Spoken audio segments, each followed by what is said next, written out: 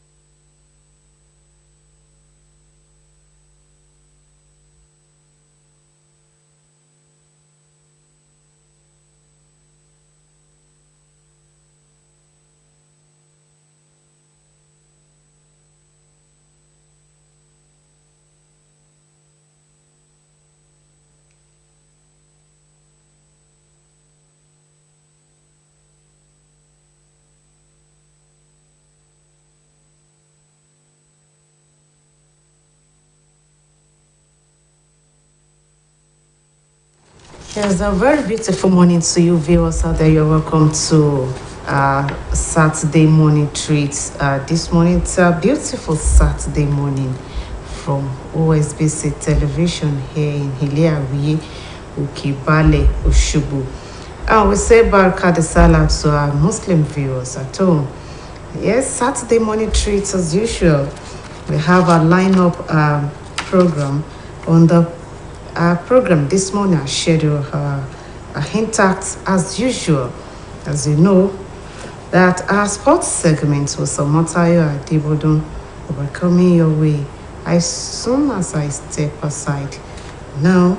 And from that, we have the newspaper review on Saturday morning treats this morning. We have the Governor's Week, where we give you the activities of the governor and his deputy in the last 1 week on the program this morning. And on our first guest platform, we shall be talking about Electoral Offences Commission. And our guests will be in the studio when it's time to talk about that. On the second guest platform also, the Osun election, Osun Guber polls is around the corner, and we shall be talking about that also. And our guest is the special advisor to the governor on political matters, that is Oluoma Sunday Akiri. He shall be joining us in the studio to discuss the next Saturday Osun gubernatorial elections. And from that, we have a sponsored segment on this program, also sponsored by our Living Above Poverty organization. The segments will come your way also on Saturday morning treats. Saturday morning treats this morning promises to be exciting. Stay tuned for our program. And my name is Timmy Tokwe Abikarin. Good morning. And we start with a nice team move from the Flamingos. Essie Danzosu finding Blessing Emmanuel, who flicks it on to Tawa Falabi, and she gets it to Esther Jakaye, who puts it into the back of the net. Beautiful goal by the Flamingos, and the score 1-0 in favor of Nigeria. Beautiful flick there by Blessing Emmanuel, and Tawa Falabi does a great job of holding off two defenders and getting the ball perfectly to Esther Jakaye, and she does the rest, putting the ball into the back of the net. And the score, Flamingos of Nigeria 1, Egypt 0. Next up is a corner kick taken by Fatima Adesina, and it bounces just right for Omowumi Bello, and she heads it into the back of the net. Second goal for the Flamingos against the Egyptians. And as you see, the corner kick comes in, goalkeeper tries to go for it, misses it, and it just bounced perfectly for Omowumi Bello, and she does the rest, putting the ball into the back of the net. And here we have a showing from the Egyptians. Nada Mansour gets the ball into the area. Razan Tayel gets a foot on it, but she doesn't get it on target. Ball goes wide, and that chance goes away for the Egyptians. Moving to the second half, a corner kick for the Flamingos, and it's headed out of the area, but not as far as Miracle Usani, who slams the ball into the back of the net, and the third goal for the Flamingos, and they're on their way right now. Beautiful goal by Miracle Usani, as you see, headed out by the Egyptian, and she's right there at the edge of the box just to slam the ball into the back of the net. Beautiful goal by Miracle Usani, and the score 3-0. And here we have an opportunity for Omomi Bello right in front of goal. Goalkeeper rushes her, but she can't get the ball on target right there, and that chance goes away. Captain of the side, Dazosu, finds Messi Timi, and she just goes off, goes through three defenders, makes her way to the byline, and puts a ball into the area for a teammate. And you have Esther Ajakaye just having the easy job of putting the ball into an unattended net. And the score, Flamingos of Nigeria 4, Egypt 0. As you can see right here, Messi Atimi, just beautiful run by her, puts it on the plate. And what you gonna do? Beautiful goal right there. And that's how the match ended. 4-0 in favor of the Flamingos. Please don't forget to like and subscribe. Thank y'all for watching. Peace.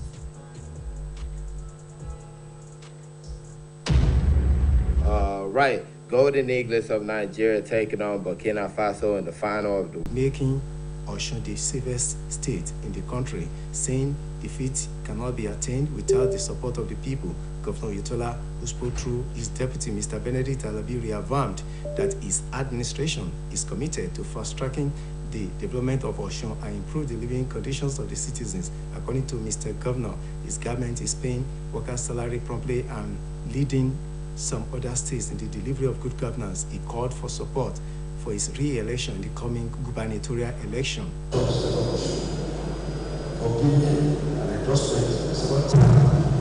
To our governor, Mr. Benedict. It's a good because they are forward. I've seen what people have done in the past, its record of performance, and the expectation that it will continue. In his speech, the chairman, Goyega Oyetola Foundation, Gov. Prince Felix Awofisayo, pointed out that the group collaborated with the hunters to preserve the cultural heritage of Nigerians, particularly the Yorubas, having observed that the culture is going into extinction. He noted that the younger generation has neglected their culture unconsciously while promoting the foreign ones.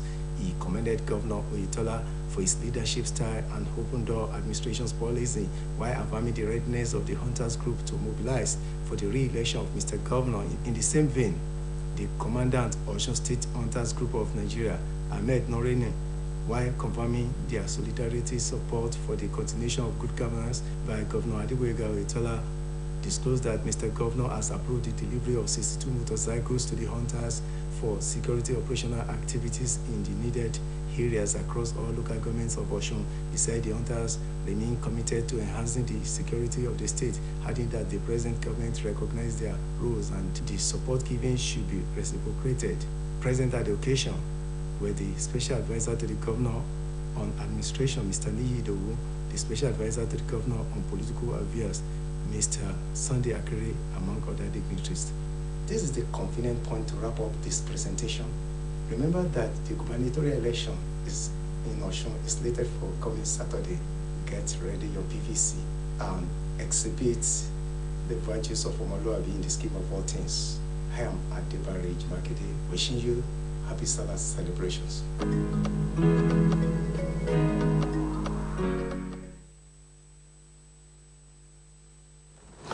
Yes, and welcome back to the SMT studios.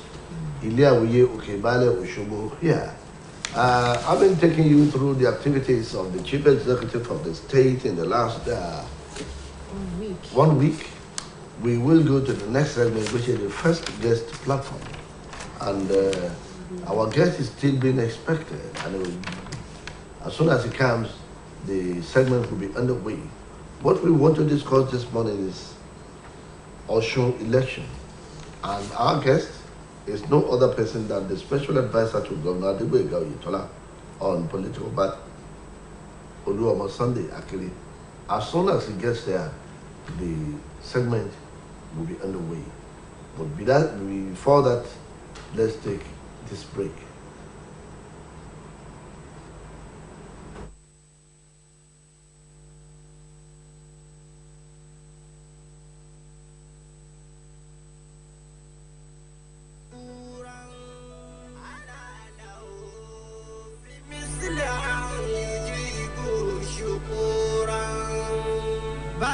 Barikadi Sala, Akwodun Iléyá. Barikadi Sala, Akwodun Iléyá. Mùsùlùmí Mùsùlùmá, àṣeyìí ìsàmọ́dún. Barikadi Sala, Akwodun Iléyá. Ẹ̀mí wa ṣe púpọ̀, má ṣe yìí lópin fún wa. Barikadi Sala, Akwodun Iléyá.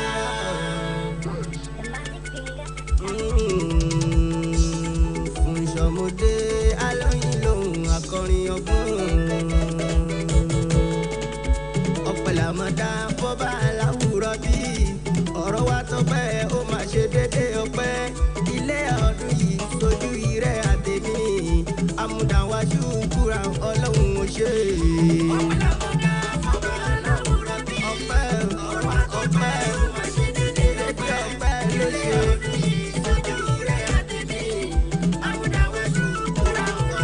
ṣe. Ọpẹ́ làmọ́dá fọ́bà láwùrọ̀ bí. Ọpẹ́ làmọ́dá fọ́bà láwùrọ̀ bí. Ọ̀rọ̀ wa tọ́pẹ́ ó máa ṣe dédé ọpẹ́.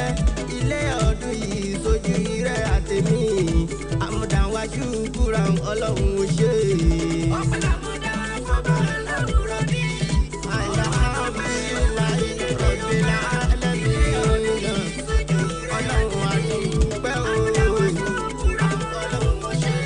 Afúnṣọ́mọ kí ẹni ayé ń wárí fún ìdíjí tí mo jí. Orin ọpẹ́ ló jí mi. Mo wárí fọ́bà tó ní mi lẹ́mí mi. Òrògbòdìgbò ọba àwẹ̀rú tó dáa. Ọba àpáni ajíní àti ní ìdènì. Ọba àkọ́kọ́ àárín òun ní ìgbẹ̀yìn. Ọba táwọn rí torí wa tó mọ̀nú wa.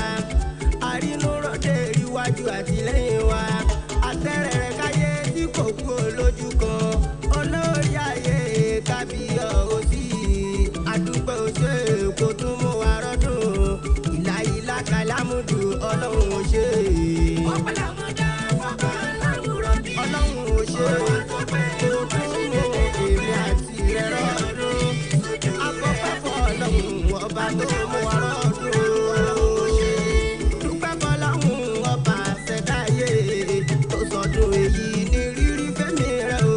Tí kò bá kówó ó fẹ́mi ọpẹ́ tọ́ sí wa. Wàrà ò sì lé ní wàrà ń bọ̀ dọ̀la. Ènìyàn lakúrí ọlọ́run nìkan ló mọ̀la. Kókó mùsùlùmí mo kí wa kú ọdún. Àwa tá ń lọ tá ò lọ sí ilé ọdún. Ẹ̀yọ̀ mọ ní bàbá tí ń ṣe pọ̀ sí sí ọdún. Ẹni bá pẹ̀ràn kó rántí fẹ̀ni tí ó pa. Ẹni bá pẹja márààrògùn ẹ̀mí àdá. Ọdún yìí ti dá ó ti dùn sójú rẹ̀ o. Ọpẹ́ ní kájú fọ́ba tó mú wa rọ́dún. Ọpẹ́ làmọ́dá fọ́bà láwùrọ̀ bí. Ọpẹ́ ló lórí ọba tí ó jẹ̀kọ́ sí ẹ̀kọ́ ọkọ̀ ẹ̀.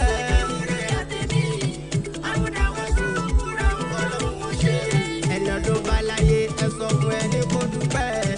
Lẹ́yìn ọlọ́run ànábì òbí lọ́pẹ́ yẹ. Mo jẹ́rú ọlọ́pẹ́ ló jẹ́ kí n máa dúpẹ́. Torí ẹni bá dúpẹ́ àrọ̀ ni á dá padà fún. Àyìmọ́ye òjò ló ti rọ̀ sílẹ̀ ti fà mú. Àyìmọ́ye òòrùn ló ti rọ̀ tó padà wọlé.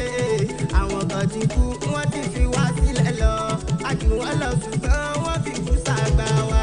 Kí láti ṣe fọlọ́run tó fi ní ká máa bẹ̀. Ọgbọ́n màmá kọ́ òkè sóye wa.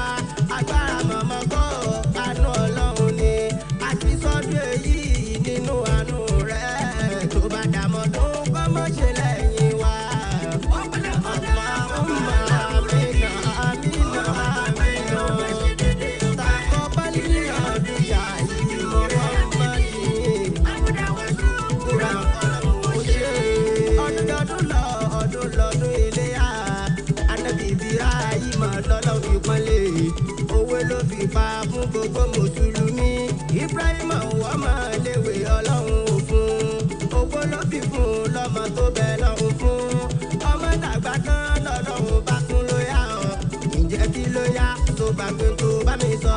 Tí bá fún ẹ lọ́mọ pè mí ló fi sìn. Àsìkò ti tó tí mo fẹ́ gbẹ̀jẹ̀ mi. Ibrahima fọmọ mi Ismaila. Àsìkò ti tó tí ń fi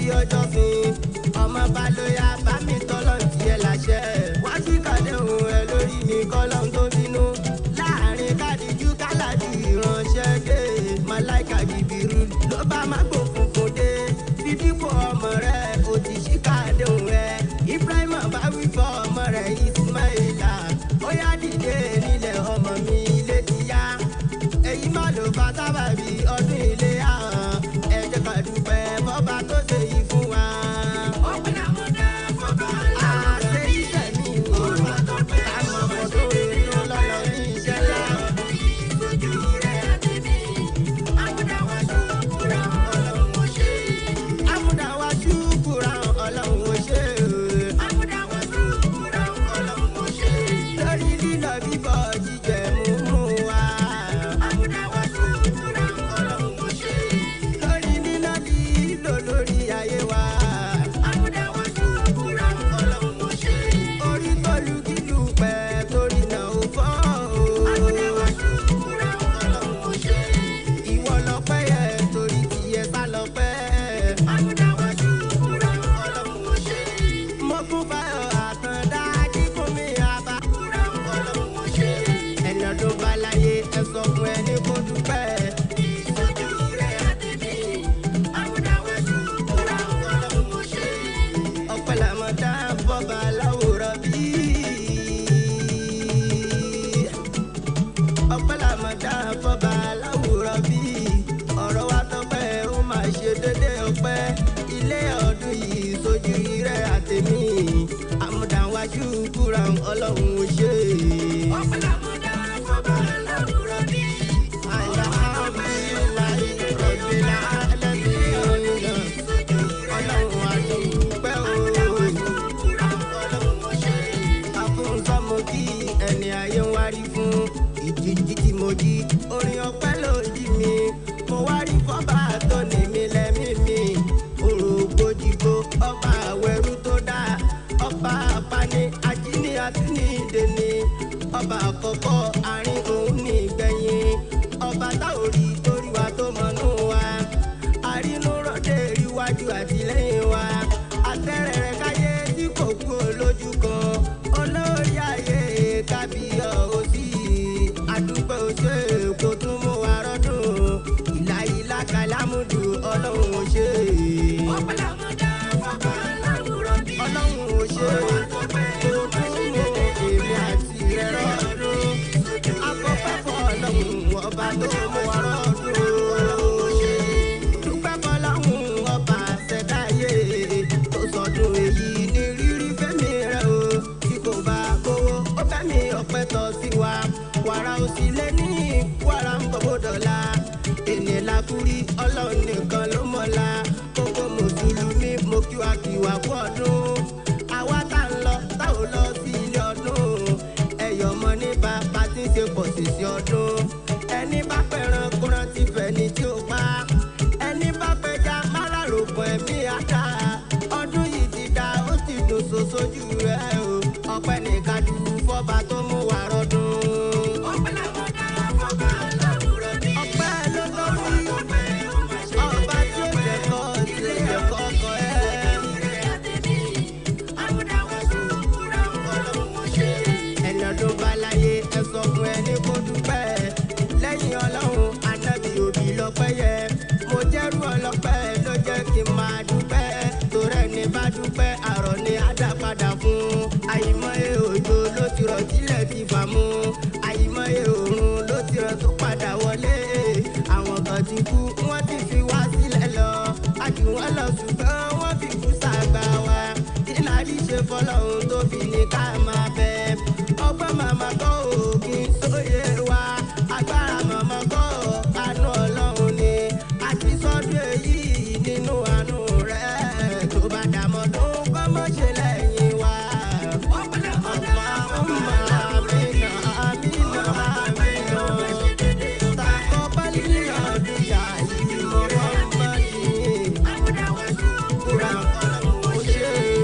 ọdún lọ́dún iléyá anábì Ibrahim lọ́lọ́ fi pọ́nlé owó ló fi pa fún gbogbo mùsùlùmí Ibrahim wọ́n máa léwé ọlọ́run òfun owó ló fi fún lọ́mọ tó bẹ lọ́run fún ọmọ dàgbà tán lọ́lọ́run bá tún ló yá ọ́ ǹjẹ́ kí ló yá tó bá gbé tó bá mi sọ tí n bá fún ẹ lọ́mọ pè mí ló fi ṣe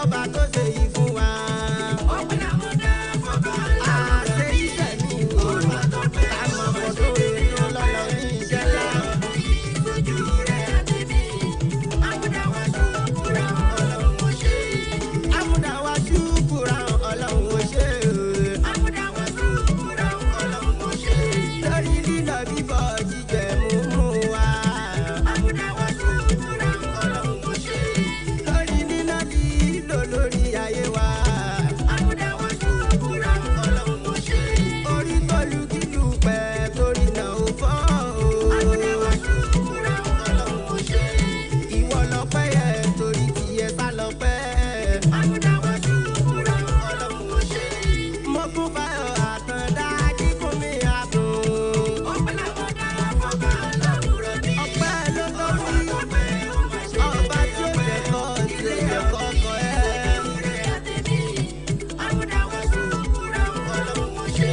ẹni ọdún bá láyé ẹ sọ fún ẹni kó dúpẹ́ lẹ́yìn ọlọ́run anábì òbí lọ́pẹ́ yẹ mo jẹ́rú ọlọ́pẹ́ ló jẹ́ kí n máa dúpẹ́ torí ẹni bá dúpẹ́ àrọ̀ ni á dá padà fún àyìnmọ́ye òjò ló ti rọ̀ sílẹ̀ ti fà mú àyìnmọ́ye òòrùn ló ti rọ̀ tó padà wọlé àwọn kan ti kú wọ́n ti fi wá sílẹ̀ lọ a jù wọ́n lọ ṣùgbọ́n wọ́n fi kú sàgbà wa kí láti ṣe fọlọ́run tó fi ní ká máa bẹ̀ ọgbọ́n màmá kọ́ òkè sóye wa agbára màmá kọ́ àánú ọlọ́run ni àti sọ́dún èyí nínú àánú rẹ̀ tó bá dàmọ́ tó.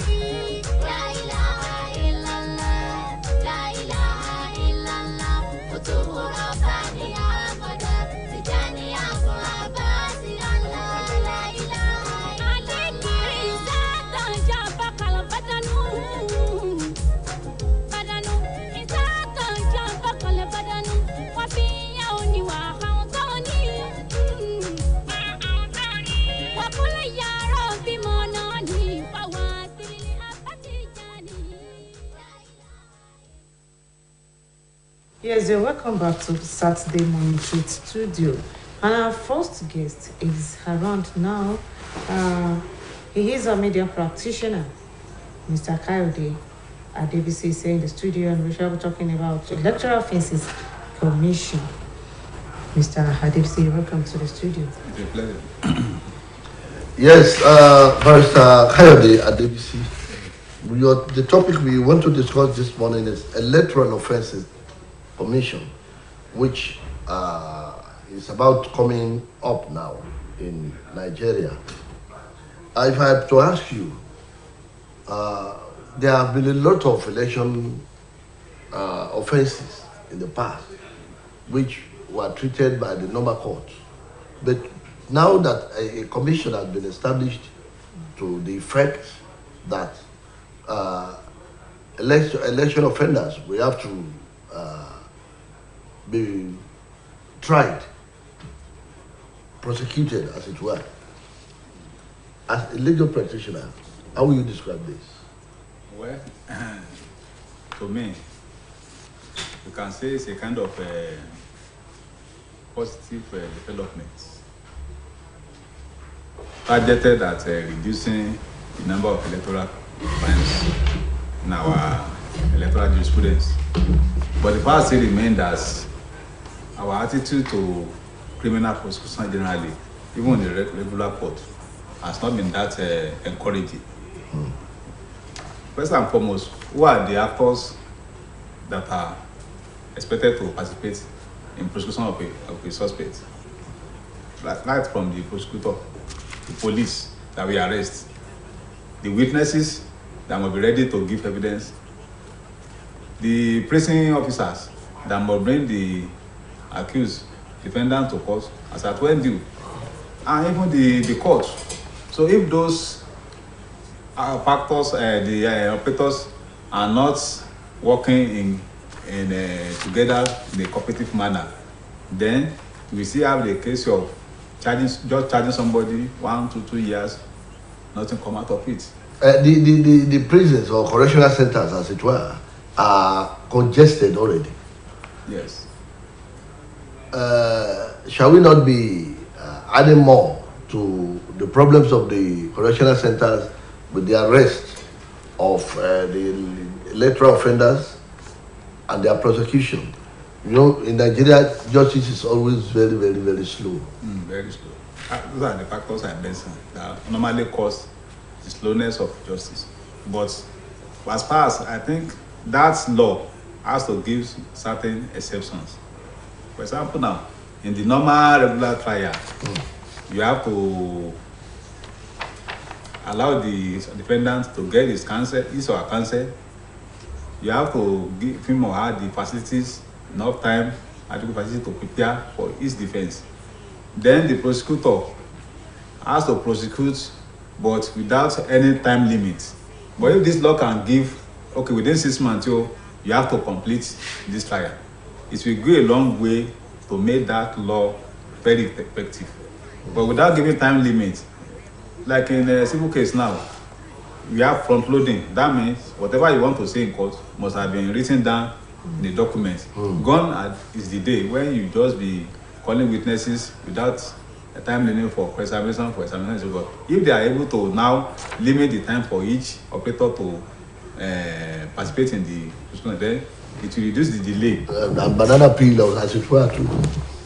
Yes, banana peel, as it's now. But I still believe that if eventually they pass the law and the operators, they are ready to comply with the tenets of that law, then because we need to actually be prosecuting these electoral offenders and their sponsors, and the police, they should be up to the task, because if they collect money today, they will say they don't have enough evidence to charge somebody to court. Okay, Mr. Adebisi, in your own opinion, to what extent do you think this the tribunal can solve electoral offences or reduce electoral offences to the various minimum in the country? Well, that's why I said that it is not a one-way traffic. Not only for the tribunal judges alone. We have the prosecutor there. If the prosecutor is not keen in prosecuting, the judge can only lament. He cannot go to the arena of, okay, I will report you, I will know. It has to be, that's why they said they can only be seen, they cannot be heard. There are certain to which the judge can be heard in a matter. So the operators, they are the main problem we have. If you have Quran or Bible being operated in Nigeria, and we still have people that are not ready to abide by that tenet, we still have the same result. What of the use of technology in fighting crime? Are we ready? Just look at the way they attack Kuje prison. Are they saying that they are not complicit? Every reasonable average Nigerian knows that. How can you withdraw soldiers within 24 hours and they stop? And the president still have the audacity to travel to Senegal when notorious key leaders, commanders have been arrested in that, and you never charge them to court over 1 year. Who are they deceiving? So that's what I'm saying. Law is not the main problem we have, but our own attitude to that law. Even including the lawyers, the legal profession, they are culpable. Some of those are their bad eggs. Ní báyìí ẹ jẹ́ ká Ayé èèyàn wa. èdè abínibí. Èdè abínibí ni Yorùbá la fẹ́ sọ báyìí. Ọ̀gbẹ́ni Káyọ̀dé Adébísí amòfin ni wọ́n. Ohun tí a sì ń sọ ni àgbékalẹ̀ ibùdó tí ó máa gbọ́ ẹ̀sùn ètò ìdìbò. Nísìnyí tí wọ́n ti ṣàgbékalẹ̀ àjọ náà, ṣé ẹ lérò pé yóò fòpin sí gbogbo àwọn awuyewuye tó máa ń wáyé lẹ́yìn ètò ìdìbò? Ẹ ṣe àtẹkùn. Gẹ́gẹ́ bó ṣe sọ lédè Yorùbá, èdè òyìnbó, mo ní àpẹẹrẹ tó dáa ni, it's a positive development. But ṣùgbọ́n tá a níbẹ̀ ni wípé àwọn tí ó wà lágbọn òfin yìí, ǹjẹ́ wọ́n ṣe tán láti tẹ̀lé ìlànà tó fẹ́ gbà kalẹ̀? Ilé ẹjọ́, lọ́yà, ẹni tí wọ́n pè ní prosecutor, ẹni afẹ̀sùnsùn kan ní, àti ilé ẹjọ́, ilé-iṣẹ́ àwọn onílẹ̀wọ̀n, wọ́n á gbọ́dọ̀ gbé defendant wá sí kọ́ọ̀tù olùjẹ́jọ́. Tí àwọn bá gbé wá lásìkò, adájọ́ ló wà àjọhùn. Prosecutor náà tó lè pé witnesses wọn, àwọn ẹlẹ́rìí wọn ò rí wọn pé wọ́n tún sùn. So àwọn tó sì ń wá gẹ́gẹ́ bí public tán wá síbi ẹjọ́ wọn ni wọ́n á láǹfààní òfin tí wọ́n ṣe ọdún kan, ọdún kejì, wọn àrẹ́ nìkan kan complete, wọn àrẹ́ nìkan kan dá láre. So ṣùgbọ́n tí a bá lè tẹ̀lé òfin yẹn bá ti fẹ́ ṣe sí yẹn, á jẹ́ tí ó ká àwọn olóṣèlú gan lọ́wọ́ kò gbẹ̀gbẹ̀ yẹn láàmà pé ok lágbájá ló ń sponsor àkàṣègbè. So a tún reduce the level of ìpèsíjà tá a ní nípa bí wọ́n ṣe máa ń wà ọ̀daràn. Election ló fẹ́ ṣe lọ́sùn nísìnyí, láì tí dìbò gan wọ́n ti ń lọ wọn àtàkì ara wọn. So láwọn ìta máa ń kó wọn, nǹkan tó bá ní ká máa kó wọn lọ sí ìtàmọ̀ sí regular court, tó fa òfin yẹn gan ni pé ilé special court la fẹ́ kó jẹ́, àfẹ́kẹ́ gbogbo ohun tí ó máa ń ṣẹlẹ̀ ní regular court kó ṣẹlẹ̀ mẹ́. So òfin yẹn á ti fífẹ̀ pé ìwọ tó fẹ́ pẹjọ́ láàrin oṣù mẹ́fà ni o, ìwọ tó fẹ́ defend, ìwọ náà fáwọn náà ní 6 months. So olùkọ́ àkóòtù máa gbèdéke táìmù ọ̀bọ̀ àwọ̀ ọ̀kọ́ máa waste time. Ẹ jẹ́ àwò báyìí, àwọn ìṣẹ̀lẹ̀ kan máa ń ṣẹlẹ̀ ká tó dìbò. Bẹ́ẹ̀ni. Tó pè ní pre-election matter. Àwọn kan máa ń ṣẹlẹ̀ lásìkò ìdìbò àti lẹ́yìn ìdìbò. Èwo ni ìgbìmọ̀ tí wọ́n fẹ́ gbé kalẹ̀, èwo ni ó lẹ́tọ̀ọ́ àti ìyẹnjú ń bẹ̀? Tó bá sì jẹ́ pé gbogbo ẹ̀ ló lẹ́tọ̀ọ́ àti ìyẹnjú, ọ̀nà wọ́n mọ̀ gbégbà tó tá a bá wo ètò ìdájọ́ lórílẹ̀‐èdè Nàìjíríà bí ìgbà tí ọkùnrin bá rìn báyìí ni. Pé òfin yẹn náà gẹ́gẹ́ bí ta kọ́nù òfin, wọ́n ní èdè tí máa fi kọ́ ìyẹn language tí máa fi kọ́ òfin yẹn lẹ́tùmọ̀. Wọ́n ní electoral offences commission. Ìyẹn ni pé offences tó ṣẹlẹ̀ before ká tó ṣẹlẹ̀ sàn àti dọ́rin o àti lápá ilé ẹjọ́ yẹn ní jurisdiction agbára láti gbọ́. Tó bá ń tààbò tó ń rabò tán gbọ́ múnisìn, ká ní ilé ẹjọ́ yẹn bá ti wà, wọ́n arrest ẹ̀, wọ́n gbé ọ lọ bẹ̀. Bí adọ́rin ní ìgbà tán ṣe ìbò náà lọ́wọ́, ọgbẹ́ sakasaka polybag lọ́wọ́, wọ́n bówó ń bẹ̀, ara offense ẹ̀ nìyẹn. Àbí wọ́n bá ìbọn lọ́wọ́ wọn gbogbo. So àwọn offense báyẹn ilé ẹjọ́ yẹn lágbára láti gbọ́. Nísìnyí tó wá ní àwọn adájọ́ àgbà tí wọ́n bá ti fẹ̀yìntì ni kí wọ́n jẹ́ àwọn ìgbìmọ̀ tí yóò máa gbọ́ irú ẹ̀sìn kílẹ̀ ó jẹ́ nǹkan tó dáa torí ráwọ̀ àwọn adájọ́ tó ń ṣiṣẹ́ lọ́wọ́lọ́wọ́ ọ̀pọ̀lọpọ̀ wọn ò nílé wà bẹ́ẹ̀ tí wọ́n pè ní objectivity. Ìyẹn ni pé láti lè máa wo kó ṣe gbèsè yẹn ó máa ń sọ̀rọ̀ nǹkan political question ní political matter ni wọ́n ní ká wá decide. Iṣẹ́ tí ẹ lè wà lọ́rùn. Àwọn tẹ́ bá tẹ̀ tí wá fẹ̀yìntì yẹn àwọn ò ní stake ju pé bí alẹ́ ìgbà tí wọ́n bá ti parí iṣẹ́ wọn ad hoc ni wọ́n máa fẹ́ jẹ́ tó bá tún di táìmù sísìn yẹn ó tún àpọ́ǹtì àwọn ní wọn mí á tún ṣe fowó ìjọba dé àwọn gómìnà protestate lórí iṣẹ́ táwọn regular court gan ṣe lọ́wọ́. So ó jẹ́ ìṣe good idea tó dáa ní lájẹ́ pé àwọn tó ti fẹ̀yìntì àwọn tó ti wá ní ìrírí gan ju àwọn tó ń ṣiṣẹ́ lọ́wọ́ ìrírí yẹn wá tó lò láti jẹ́ kí gbogbo ẹ̀ kó lọ sí iṣẹ́ kó lọ. Ẹ̀yin èèyàn wa tí ẹ̀ ń wò wá lé ẹni tí a ti ń fi ọ̀rọ̀ wá lẹ́nu wò láti ìgbà yìí wá, amòfin ni wọ́n, amòfin Káyọ̀dé Adébísí, òṣùpá gbogbo ìgbà náà lè mọ́ rí wọn lórí ìkànnì yìí lórí ètò kàtàbómi. Amòfin Adébísí akínyìn ẹ̀ ṣeun gan ni o, àdúgbò lọ́wọ́ yín. We want to appreciate our guest on this segment, Barrister Káyọ̀dé Adébísí, for coming. And we do hope that he will be available anytime we call him to come and participate in a program of this nature. We move forward. Saturday morning treat continues shortly. The next guest will be in the house. Good morning. Subhanallah walhamdulillah, la ilaha illallah wallahu akbar. Subhanallah walhamdulillah, la ilaha illallah wallahu akbar. You can say it once or 100 times or more.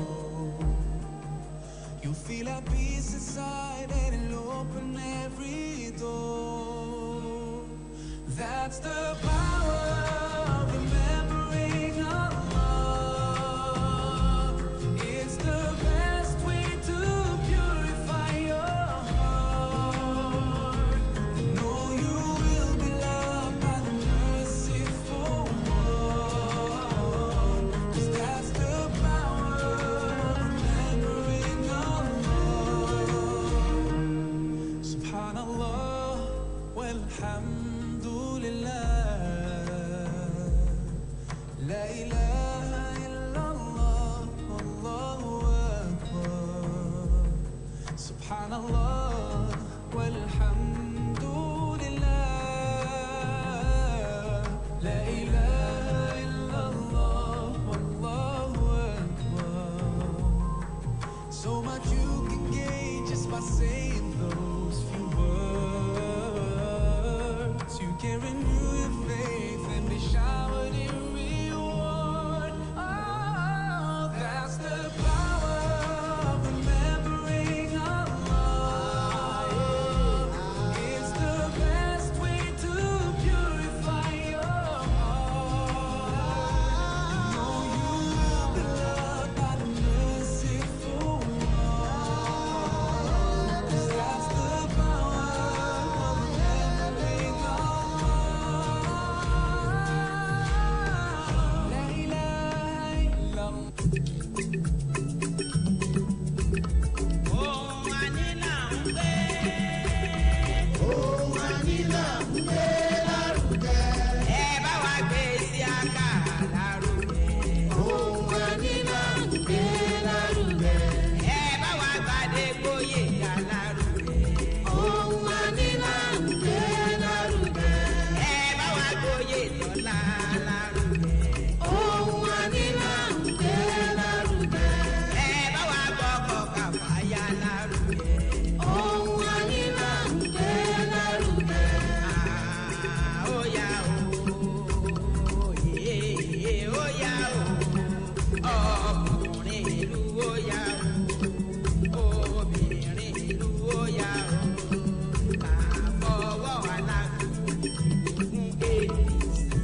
SBC ló lè ṣe.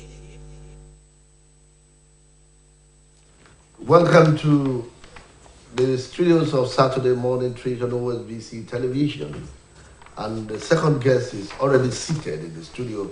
I'm talking about the special advisor to Governor Adegboyega on political matters, Oluomo Sunday Akere. He will be talking about Osun election. And in the next 8 days, we should be in the mood of the election. By now, voting will have started and activities will have been seriously underway. And what are on ground for a comfortable election? These are and others will be provided in this interview with Oluomo Sunday Akere. Oluomo Akere, you are welcome to Saturday Morning Treats. Thank you very much. It's good Yes. to be here once again. We are already in the mood of the election. People are already aware that the election is taking place in the state, and there has been a lot of political horse trading here and there. People going around campaigning all political parties going around. The governor has been so busy with the election, and everybody in the state is ready for the election. On the part of Osun State government, what are the arrangements on ground for a peaceful election? Thank you very much. Once again, I want to say good morning to all our people in the state of Osun, and I want to say Baraka de Salah to our Muslim faithfuls. In 7-8 days' time, just like you said, we will be going into the Osun governorship election. And the governor constitutionally is required to provide security and welfare. And it is expedient on the Osun State government to be headed by Alhaji Gboyega Oyetola to ensure that there is security of life and property before, during, and after the election. What we have been preaching all along is that there must be peace in Osun State. The essence of having democratic election is for the electorate to have the choice of deciding that this is the person I want to lead me in the next 4 years. It should not be by force. It should not be by compulsion. And when you look at it, as at yesterday, the governor, Alhaji Isiaq Adeboyega Oyetola, and the Adeboyega Oyetola Campaign Council, we have transferred the 30 local government of Osun State. As yesterday, we completed our campaign tour to all the local governments by visiting First House. And what we have been doing, we said it from the onset that our campaign will be issue-based. And we have ensured that you can never see us in any mudslinging, any blackmail, any abusive conduct, whatever. And one thing we appreciated the people of the state for is that all through our visit to the 30 local government, you can never see a single incident where you will say, oh, this APC van, maybe slap this, or attack this, or did this. We have ensured that everybody in our campaign team, everybody that we are talking to, they have maintained decorum. And that is the essence of what the people of Osun should expect. In Osun, before, during, and after the election, we are sure that there is going to be peace and things will go according to the rules of the Land and the Electoral Act. Thank you. Buck passing about the use of salt between your party and other political parties. What is it about? The use of thugs. Yes. I have mentioned it in my intro that you can never pinpoint a single incident. Unfortunately, 2 or 3 days ago, there was a viral video clip where they were alleging that one of our supporters was attacking people. For goodness sake, the man was not in Osogbo at that material time. He was in Okela. So the issue is some people, we want to paint you black so as to achieve whatever goal they want to achieve. We have said it from the onset.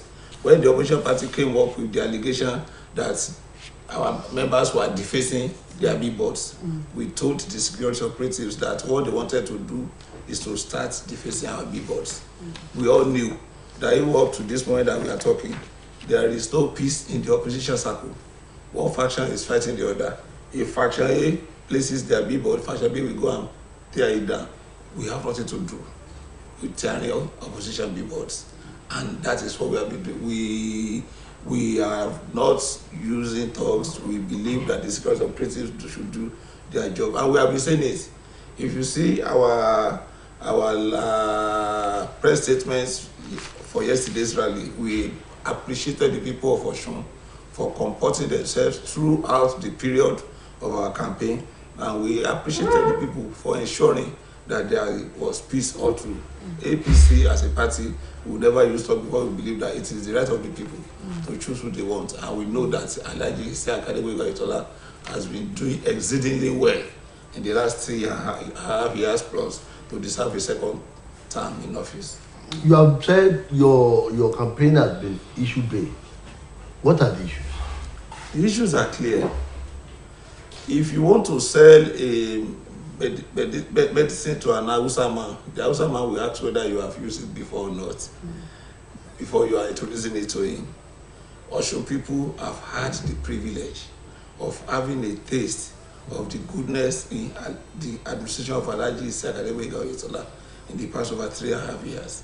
Several areas, the health sector, for example, the Adegboyega Oyetola administration ensured that in the 332 wards in the state, there is at least one functional primary health care center in each of the 332 wards. You don't need to travel miles before you now seek health care. It is only when you know that okay, there are issues that are probably more than what the health care centers that they will refer you to the general hospitals.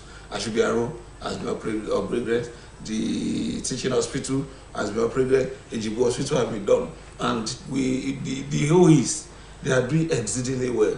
The only thing you need to do is just register with them.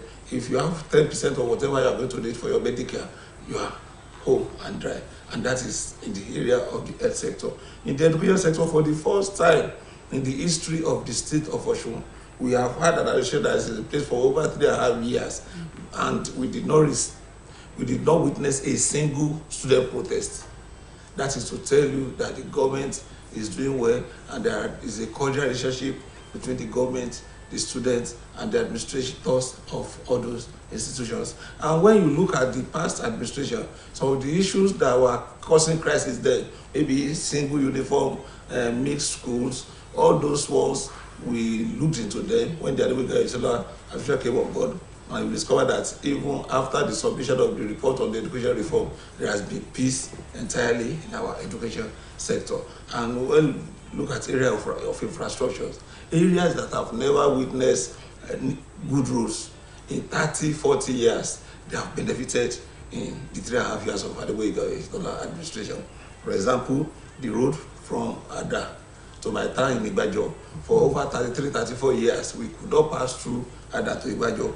Adegboyega Oyetola promised us that he will do it within 9 months. He did it. Today, when I stand at the stadium in Osogbo, within 30 minutes, I know I will be in my country home in Ibadan. When you look at Ede, Ara, Ejibo sector, you will discover that in the 22 years of democratic administration here in Osun, that sector produced the number 3 man in the hierarchy of ruling for 20 years. First it was Professor YIDI, that was 2003. Later it was Right Honorable Ambassador Adejare Bello for 8 years. Later Right Honorable Najib Salam for 8 years. For those period, the roads from Ede to Ejibo were terribly unpassable.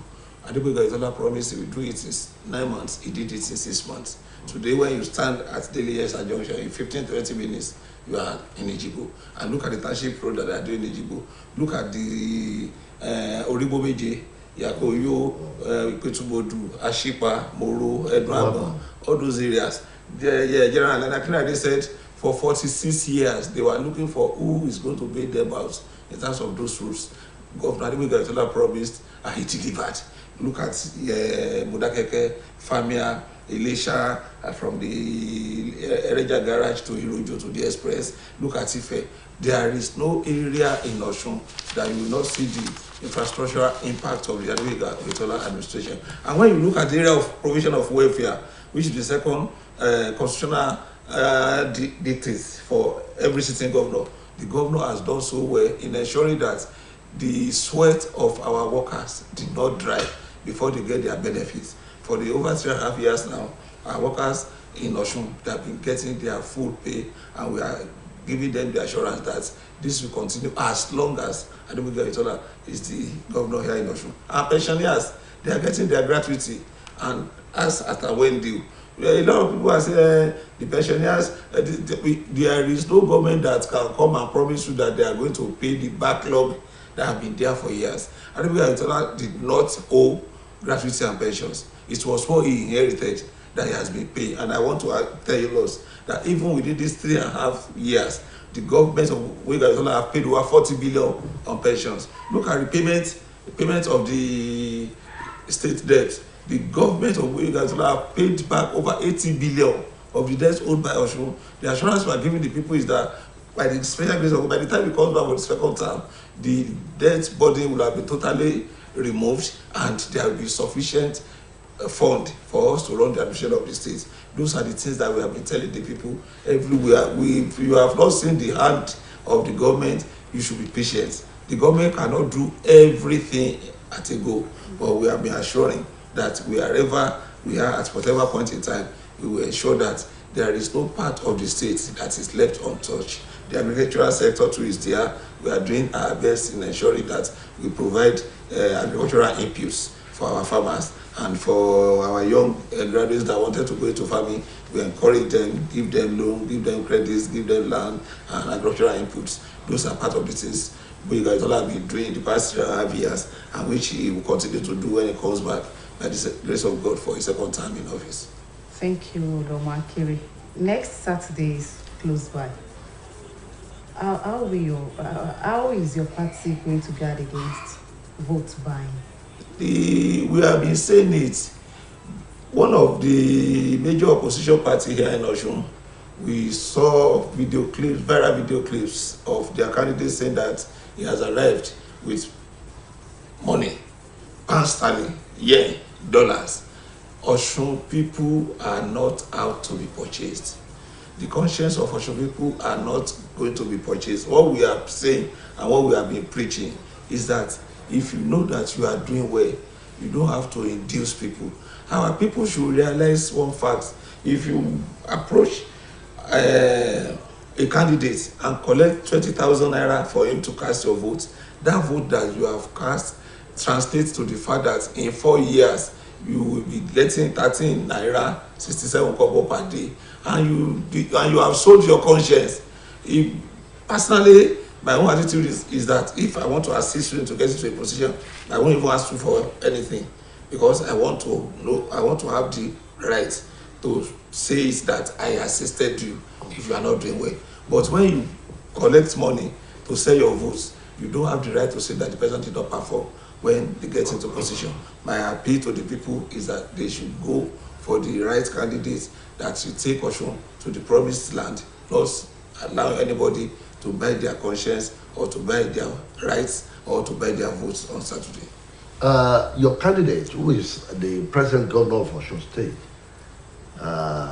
has enjoyed a lot of endorsements in the recent past from almost all sectors of the state. What induced or what informed this? If you are doing well, people will want to associate with you. Nobody wants to associate with the bad products. Our candidate, the flag bearer of our party, Alhaji Sekadebo Igawitola, has been doing exceedingly well in the past over 3.5 years. You can see that there is no sector that have not come out to say, oh, we endorsed you for a second term. Starting from the KBCs, starting from the workers, starting from the artisans, everywhere in the town. And it is a reflection of the fact that he is doing well. If you didn't do well, people will not have the moral justification of coming out to say, oh, we endorsed you for a second term. Everybody knew Alhaji Sekadebo Igawitola is doing exceedingly well, and that is why they are coming out to support him for a second term by doing the endorsement. Thank you, AC. There were reports that there is division in the party, the APC. Don't you think this will affect the chance of the party in winning the election? Well, you said that there are reports that there are division. Definitely, the Yorubas will say that if a house is united and there is no crisis, that some of the people that are there have not grown up, and the issues are there. If you see two siblings of the same parent coming out of a house and smiling at themselves, they have not told themselves the truth. Yes, we have issues with some of our leaders and members in the APC, but I want to assure you that as at this morning, we have put our house in order. All the leaders, I was telling some people this morning that when you have a crisis situation and probably you felt aggrieved and you say, oh, I want to step aside. If you step aside with 100 people, it's not going to be easy for you to come back with that 100. there will be some that will say, Oga, I want to stay. I don't want to relate with Mr. That is part of what we have now. But I want to assure us that the leadership right across the states, from Ejigbo to Ilesha, everywhere, all of them have come back home. APC is our party. We are all progressives, and it is better for us to settle whatever crisis we have internally instead of now allowing a third party to inherit our property without justification. We have settled our crisis, and I want to assure you that by the grace of God, coming next Saturday is going to translate into votes for us during the election. ẹ̀yin èèyàn wa tí ẹ wò wá ní gbogbo ibi tí ẹ bá ti láǹfààní láti máa wò wá nílé iṣẹ́ OSBC àlejò wa lórí ètò yìí ni olùdámọ̀ràn pàtàkì fún gómìnà lórí ọ̀rọ̀ òṣèlú Olúọmọ Sunday Akéré. Wọ́n ti sọ oríṣiríṣi ọ̀rọ̀ lédè òyìnbó, ṣùgbọ́n báyìí a fẹ́ kọjá lọ sí èdè tiwantiwa, lédè bàbá wa gan èdè Yorùbá tí mo sọ mọ̀ pé ẹ tún gbádùn wọn bó ṣe tọ́ àti bó ṣe yẹ. Kó tó di pé a lọ sí èdè Yorùbá, iṣẹ́ kan wà tí mo fẹ́ ká gbogbo wa gbọ́.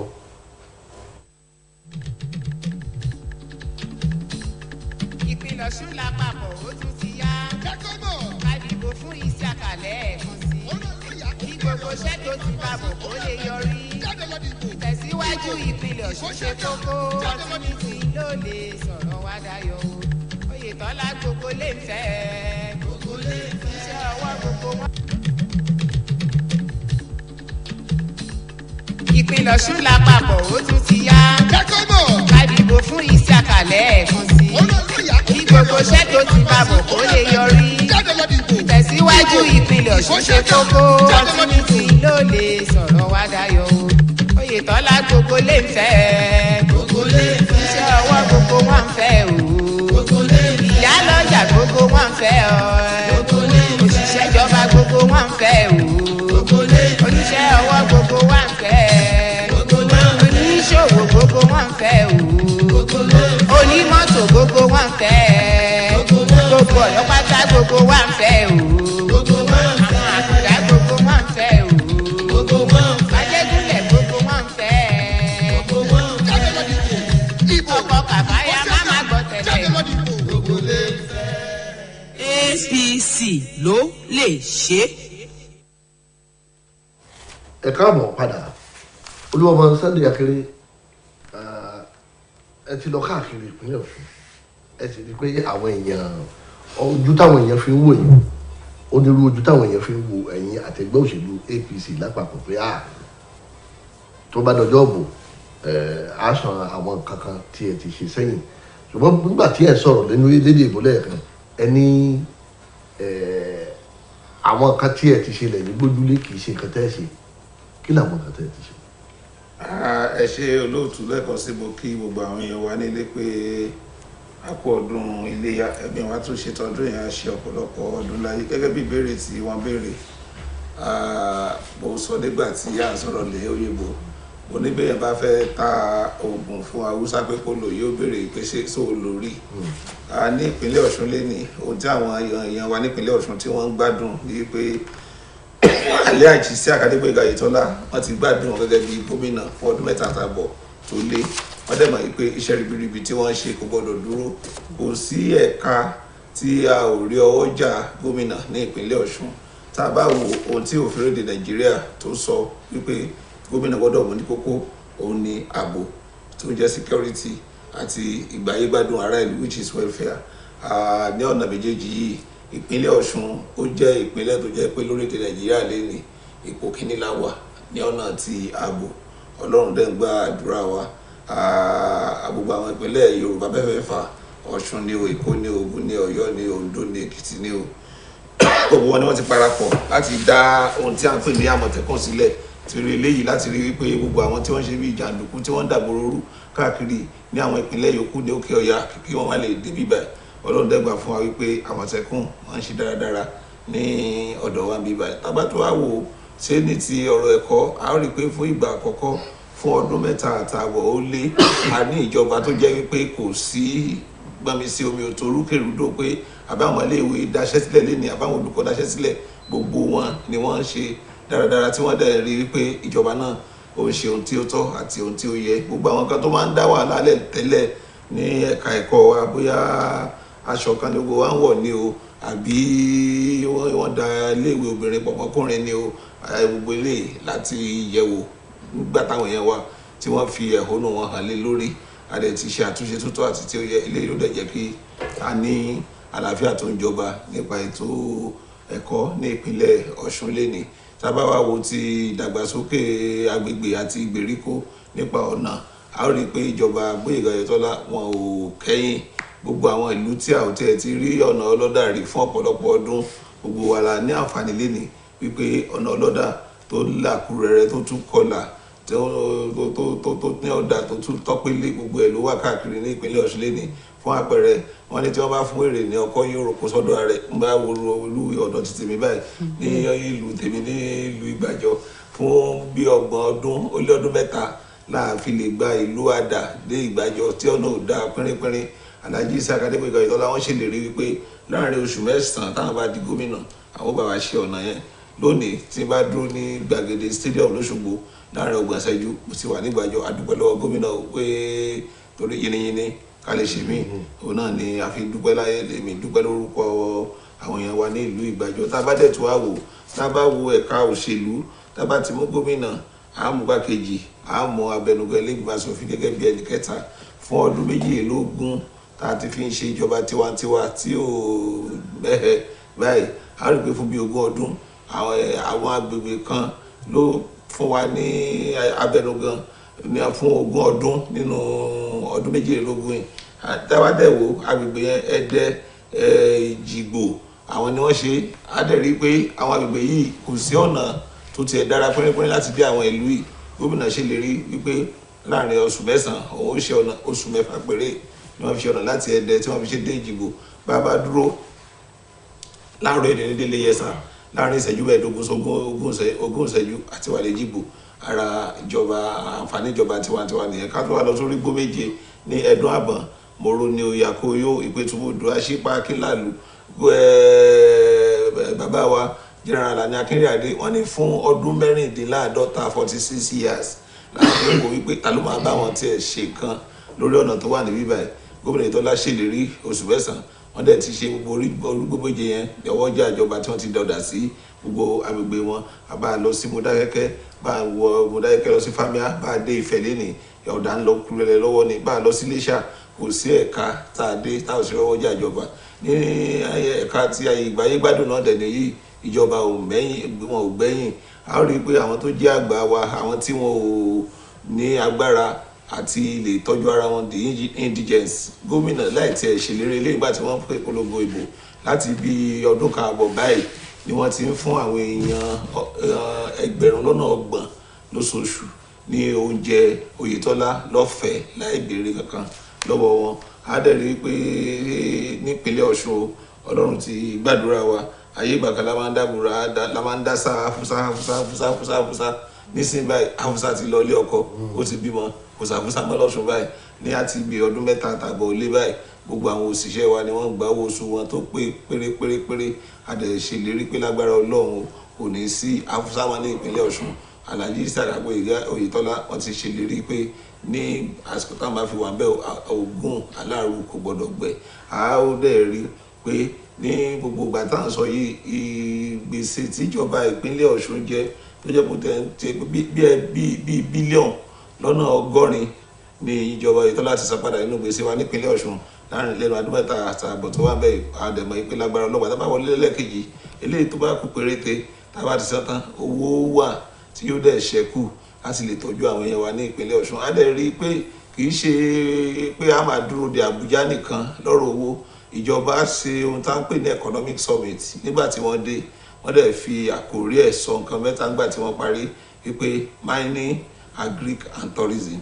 Eléyìí tó jẹ́ pé àwọn tó ń wakùsà, a rí i pé Ọlọ́run fẹ́ràn wa ní ìpínlẹ̀ Ọ̀ṣun tó jẹ́ pé góòlù ó pọ̀ ní ilẹ̀ wa ní gbogbo agbègbè Ìjẹ̀ṣà yẹn. Àwọn ilé iṣẹ́ ìjọba látòkèrè tí wọ́n ní orúkọ, gbogbo wọn ni wọ́n ti ní àjọṣepọ̀ pẹ̀lú ìjọba Alhaji Isiaka Gbóyèga Oyètọ́lá láti lè rí i pé wọ́n wá kùsà láti rí góòlù wa ń bẹ̀ bàtìgbà tí owó ilé ìbá ti ń kórìjọ àwọn pé owó tó níye yóò máa wọ òṣùwọ̀n ìjọba ní ìpínlẹ̀ Ọ̀ṣun òde dákẹ́ níbi ọ̀nà ti ọ̀gbìn náà gbogbo àwọn àgbẹ̀ wa àtọmọdé ní àtàgbà gbogbo wọn là ń fún ní ohun tí a ń pè ní agricultural inputs ẹni tó bá fẹ́ ìyàwó láti fi dáko wọn á fún ní owó tí ò ní wọ̀ lọ́rùn á fún nílẹ̀ á fún ní katakata á fún ní fertilizer eléyìí láti lè rí i pé oúnjẹ pọ̀ sí ní ìpínlẹ̀ Ọ̀ṣun a dẹ̀ rí i pé ohun tí ìjọba gbìyànjú ni pé a ò fẹ́ kí wọ́n máa pe ìpínlẹ̀ Ọ̀ṣun ní ìpínlẹ̀ àwọn òṣìṣẹ́ ìjọba nìkan òun la ṣe ń gbìyànjú láti rí i pé àwọn iléeṣẹ́ kéréje tí yóò tẹ̀lé máa gba díẹ̀díẹ̀ ara àwọn ọmọ wa tó bá kàwé jáde síṣẹ́ wo ni wọ́n ti ń dìde lẹ́nu bí ọdún 3 àtààbọ̀ báyìí ó kéré ju iléeṣẹ́ bíi 10 ló ti àtìmọ́ pé iléeṣẹ́ ilé o ó tẹ̀sí yan 20 péré ló lè gbà síṣẹ́ ó sì yan 25 ìyẹn náà kúrò lára ẹ̀ káàkiri nípínlẹ̀ Ọ̀ṣun ohun tá a ti ṣe nìyẹn fún ọdún 3 àtààbọ̀ ìjọba Alhaji Isiaka Adégbóyèga Oyètọ́lá olùdásọ fáwọn èèyàn wa ní ìpínlẹ̀ Ọ̀ṣun wípé ohun tá à ń ṣe yìí tó dẹ̀ jẹ́ kí ìlú lọ síwájú tálàáfíà fi ń jọba ká jẹ́ kí ó tẹ̀síwájú ká má tún jẹ́ kí àkùdé àbí àfàsẹ́yìn kankan kó bá òun la fi sọ wípé gbogbo ibi tá à ń lọ láti ṣe ìpolongo ìbò ohun tá a ti ṣe tá à ń ṣe lọ́wọ́ tá a dẹ̀ tún fẹ́ ṣe tá a bá dé òun là ń mẹ́nu bà. àwọn nǹkan tá ẹ tẹ́ fẹ́ ṣe ńlá àti ìbọ̀ èyí tẹ́ fẹ́ ṣe ní tuntun tó yàtọ̀ sí tàtẹ̀yìnwá kí làwọn nǹkan.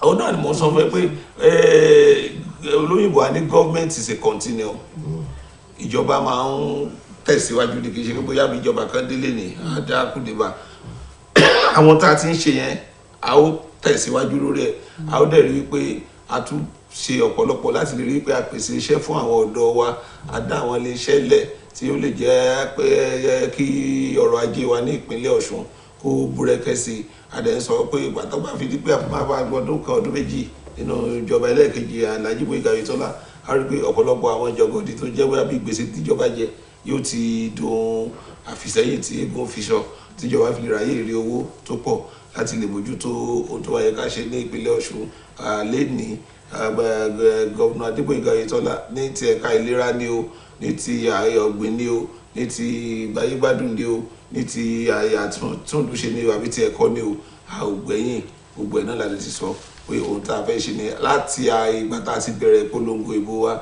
àná ni gómìnà parí àbẹ̀wò wọn sí gbogbo ìjọba ìbílẹ̀ tó wà ní ìpínlẹ̀ Ọ̀ṣun àwọn nìkan ní olùdíje tá lè fi ọwọ́ gbáyà wípé kò síbi tí mi ò dé láti bá àwọn èèyàn sọ̀rọ̀ wípé nǹkan àdúpẹ́ lọ́wọ́ yín fún àtìlẹ́yìn tẹ̀ fún wa ibi tá a bá dé nìyí o àti fẹ́ tẹ̀síwájú.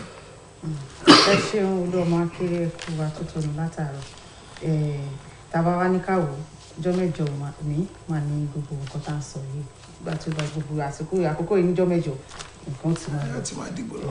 kí wàá ní ẹgbẹ́ òṣèlú yín ṣe láti rí i pé àwọn èèyàn ta ìbò wọn àti pé àwọn ìròyìn kan jà ń bẹ̀rẹ̀ rẹ̀ pé nǹkan ò gún régé kò fi bẹ́ẹ̀ gún régé ní ẹgbẹ́ òṣèlú APC ṣé ẹ lérò pé lè ṣàkóbá fáti jẹ́ kí ẹgbẹ́ òun jáwé olúborí níjọ́ mẹ́jọ.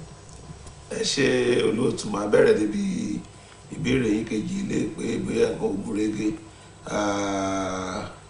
ahọ́n àti eyín wọn máa ń jà kò dẹ̀ lè ṣe kí ìjà máa wà ní Yorùbá máa sọ pé bí ìjà bá dé òṣèlú yẹ ká parí ẹ̀ o lóòótọ́ ni àwọn àìgbọ́ra ẹni kọ́kọ́ wà nínú ẹgbẹ́ àmọ́ mo fẹ́ fi àwọn èèyàn wa lọ́kàn balẹ̀ láàárọ̀ yìí wípé gbogbo àwọn aṣíwájú wa tó ń bínú ni wọ́n ti jèbù rẹ̀ tí wọ́n ti pe àwọn ènìyàn wọn pé a ò gbọ́dọ̀ jẹ́ kí a bínú káwa da omi àtọmọ tá a fi wẹ̀ káwa da gbogbo ẹnu pọ̀ so lónìí o àlàáfíà àti ìjọba nínú ẹgbẹ́ ìṣèlú APC lọ́sùn àti ẹ̀ka kìíní ni o àti ẹ̀ka kejì ni o gbogbo aláti gbà yìí pé ẹgbẹ́ wa ní ẹgbẹ́ APC òun dè la gbọ́dọ̀ ṣiṣẹ́ fún ní ọjọ́ 16 oṣù kejì ọdún yìí kí Alhaji Isiaka Adégbóyèga Oyètọ́lá kí wọ́n lè wọlé ẹlẹ́kejì gẹ́gẹ́ bí gómìnà ní ti ìbéèrè kejì. pé ṣé àwọn èèyàn níta ìbò àwọn lórí ìbò títa ohun tá à ń bẹ àwọn èèyàn ò ní pé kí wọ́n rántí pé tó o bá ti gba owó lọ́wọ́ olóṣèlú tó fi dìbò o ò ní ẹ̀tọ́ láti lè béèrè pé ẹni yẹn ò ṣe dáadáa lọ́dún mẹ́rin tó bá wà ń bẹ ìwọ tó bá gbà fún àpẹẹrẹ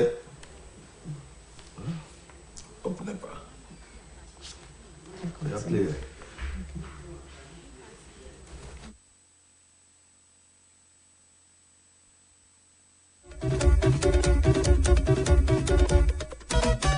Ẹ̀dìbò fún Adégbóyèga, Adégbóyèga, Adégbóyèga.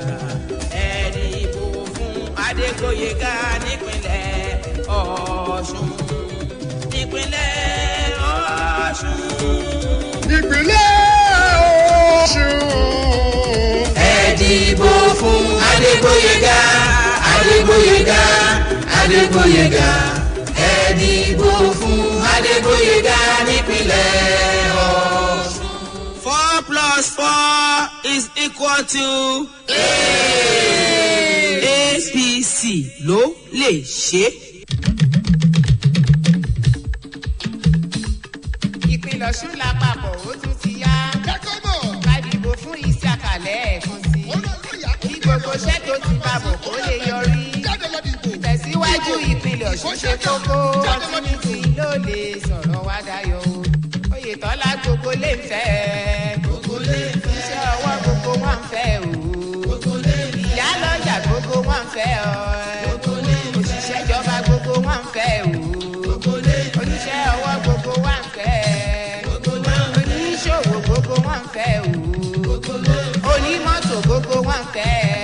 gbogbo ọ̀dọ́ pátá gbogbo wọn ń fẹ́ o. gbogbo wọn ń fẹ́. àwọn àkùdá gbogbo wọn ń fẹ́ o. gbogbo wọn ń fẹ́. ajégúnlẹ̀ gbogbo wọn ń fẹ́. gbogbo wọn ń fẹ́. Jáde lọ dìbò.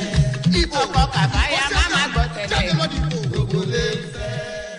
APC ló lè ṣe. Ànílà ń gbé. Ohun ànílà ń gbé lárugẹ.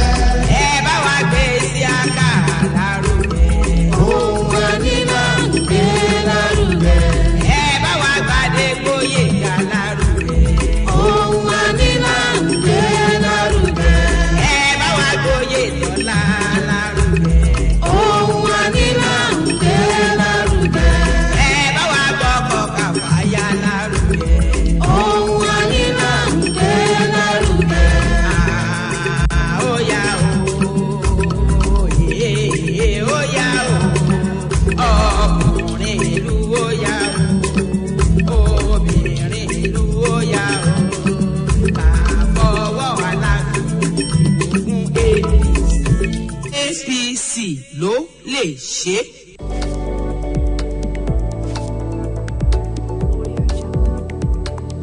Saturday morning treats. Saturday morning treats. This week's edition of Saturday morning.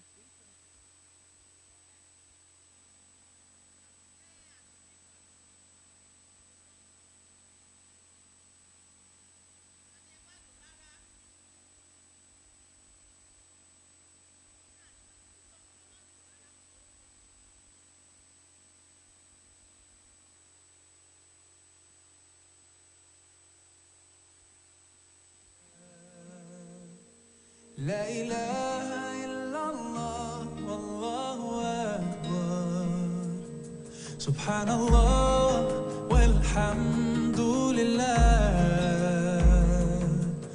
لا إله إلا الله والله أكبر. You can say it once or 100 times or more. You feel a peace inside and it'll open every door. That's the power of remembering Allah. It's the best way to purify your heart.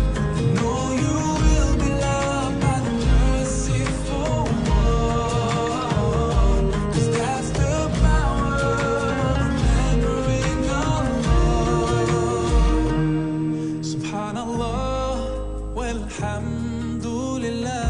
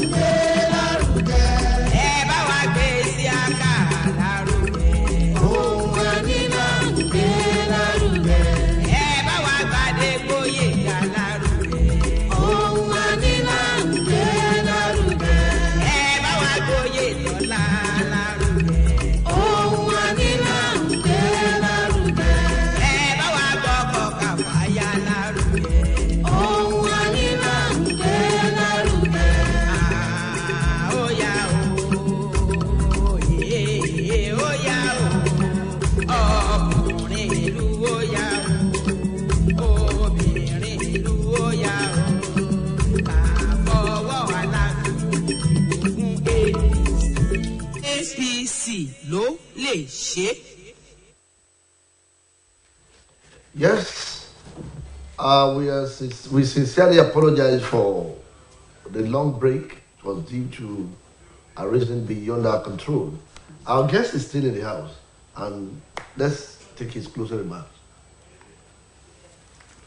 Well, I want to appreciate the management of OSBC for giving us the opportunity to be here this morning, and I want to appeal to our people at home that we should exercise no fear concerning the election next week. The governor and the government of the state of Osun is fully ready to ensure that peace reigns in every nooks and crannies of the state during, before, and after the election. People should not go and set their conscience, and they should go out and exercise their civic rights on Saturday by voting for the party of their choice. And I want to say it, that we all know that the governor Alhaji Sakadewega has done exceedingly well in the past 3.5 years. That is why we are saying that we should come out en masse on Saturday to voting for a second term in office. And we shall be stepping aside now to pave the way for our commercial segment sponsored by Living Above Poverty Organization. When we come back, Saturday morning street continues. ìpínlẹ̀ ọ̀ṣun lápapọ̀ ó tún ti yá. ká dìbò fún ìsíàkà lẹ́ẹ̀kan sí i. kí gbogbo iṣẹ́ tó ti bá bọ̀ kó lè yọrí. ìtẹ̀síwájú ìpínlẹ̀ ọ̀ṣun ṣe kókó. ọtúnìtì ló lè sọ̀rọ̀ wá dayọ̀ o. oyètọ́lá gbogbo lè ń fẹ́. iṣẹ́ ọwọ́ gbogbo wọn ń fẹ́ o. ìyálọ́jà gbogbo wọn ń fẹ́ ọ. òṣìṣẹ́ ìjọba gbogbo wọn ń fẹ́ o. oníṣẹ́ ọwọ́ gbogbo wa ń fẹ́ oníṣòwò gbogbo wa ń fẹ́ o onímọ́tò gbogbo wa ń fẹ́ gbogbo ọlọ́pàá gbogbo wa ń fẹ́ o àwọn àkùdá gbogbo wa ń fẹ́ o ajégúnlẹ̀ gbogbo wa ń fẹ́ ọkọ̀ kàfáyà má má gbọ́ tẹ̀lé gbogbo lè fẹ́. We at LAPO are committed to poverty eradication. We equally believe that the battle against poverty requires the effort of everyone.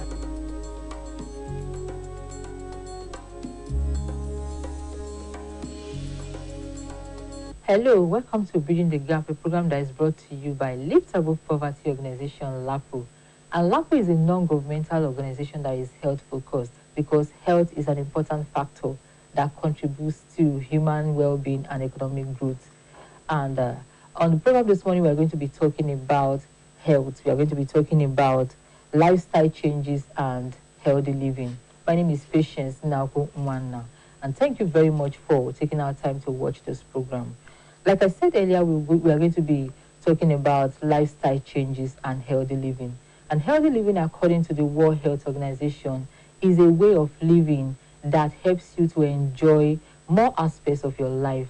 To hold this discussion with me this morning, I have Dr. Tony Elizabeth Faboya. Doctor, you're welcome to the program. Thank you. Dr. Tony is the Chief Medical Officer from the Health Services Department, University of Benin Teaching Hospital.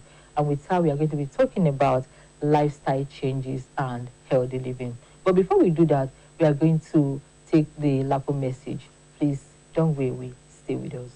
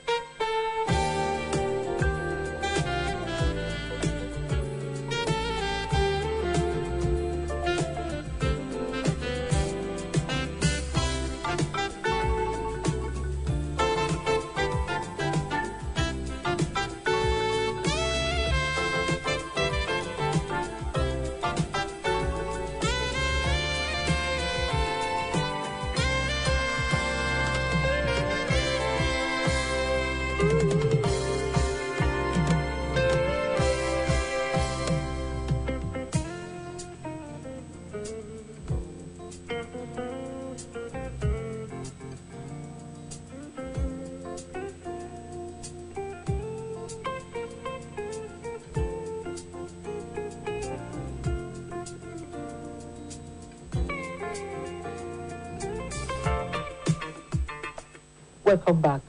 Doctor, when we say lifestyle changes, lifestyle modifications, what do we actually mean by that? Lifestyle modification. These are the changes we need to start adopting during the course of our lifetime. It's our way of life, actually, that will now affect our health at the end of the day. Okay, what are some of the categories of lifestyle changes or lifestyle changes that we have? Okay, before we go to that category, we would like, I would like to say the definition of health according to the WHO. You know, according to the WHO, health is a state of complete physical, mental, and social well-being, and not just the mere absence of a disease. So meaning that when we are talking about lifestyle modification or the categories, we are not just going to stop at the physical aspect. It also involves the psychological aspect, the behavioral aspect, the mental aspect, the dietary aspect, and even the emotional aspect. Okay, so just give us some of the categories of lifestyle changes that we have. Okay, under the psychological changes that we need to observe, these are the changes that will affect that's our attitude, our mood. Our attitude, our mood also affect our health. So there's need for us to address our attitude, the mood, and stress management, all those ones that are under the psychological aspect. Then concerning the behavioral aspect, maybe our eating pattern, our sleeping pattern, the quality of sleep that we observe, our activities, our exercise, and things like that will come under the behavioral aspect. While the dietary aspect, this is the aspect that has to do with our food, the type of food we eat, the pattern or the method of even our cooking of our food is very, very important. So how does lifestyle affect our health and well-being? Our lifestyle actually play an important role in our health issue, because unhealthy lifestyle affects our health negatively. For example, it increases the metabolic diseases like obesity, type 2 diabetes, mellitus. Even some of the cancers are also related to unhealthy lifestyle. Whereas healthy lifestyle promotes positive, healthy living in the individual. Can you give us some examples of some of these lifestyle or some of our lifestyle behaviors now, habits that are unhealthy? Thank you. Some of our unhealthy lifestyles, for example, I will start with the food we eat. You know, even the way we cook our food is very, very important. For example, in the olden days, that was like my grandmom and my mom then, when when they want to cook their yam, they do wash the back of the yam without peeling. They will wash it, cut it into pieces, and put a stepping net inside the pot, arrange it in the pot, and cover it without adding salt. It's only the steam that we cook the yam. And with that, we see that that yam is very, very good, and it has a good nutrient to the body. Unlike the way we cook our yam these days, by the time we cut it inside the pot, add water, add salt, the nutrient would already be washed away. So all those methods of cooking is not really healthy, because we are not getting the required nutrient that we're supposed to get from the food. Also, the addition of added salt into our diet is unhealthy. By the time you finish cooking and maybe you taste it and you now find out that it's not sweet, at the dining table, you now add additional salt to it. They are no good. They affect our health negatively. Then also, some of us, even after eating, without taking maybe Coke or Pepsi, soft drink or juice, we will not be satisfied. And all those things affect our health negatively. So what you need to do is you have to change those lifestyle to the healthy one so that you enjoy the benefits of a healthy living. Also, some of the other activities I would still want to add is low level of activity. Some of us will just move from our home to our office inside our car, AC. We'll get to the office, we stay in one position till the end of the closing hour, we'll go home like that. All those sedentary lifestyle has negative effects to the body, to our health. Okay, and a lot of people these days, that is how they live their lives. You know, they enter car, from car to office, office to car again, and you know, there is no time to walk about and things like that. Can you throw more light to some of this unhealthy lifestyle? I think it will be very good for our audience there to get more of the examples. Okay, thank you. Again, I will go back to our food because it's very, very important. Our diet, our level of activities, all those aspects affect our health. So if you do it rightly, we will get the benefit. But if they are unhealthy, they will affect our health negatively.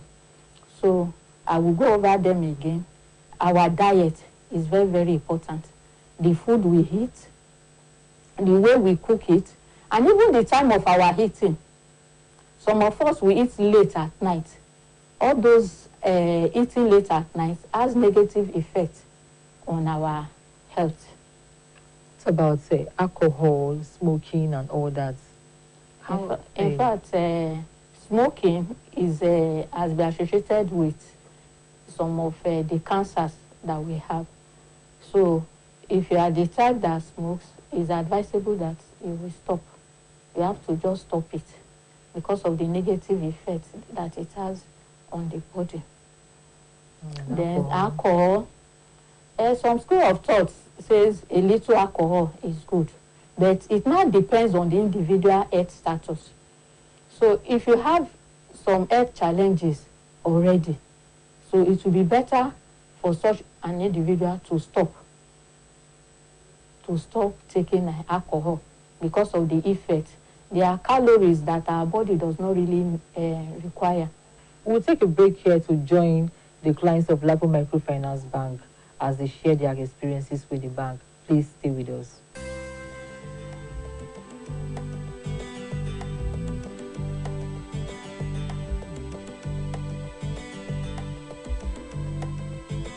My name is Blessing Anu, member of Lapo.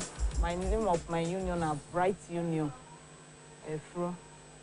Lapo don't try for me well, not be saying na maths. Lapo give my daughter scholarship. Lapo help me do this business. When I want start, no money.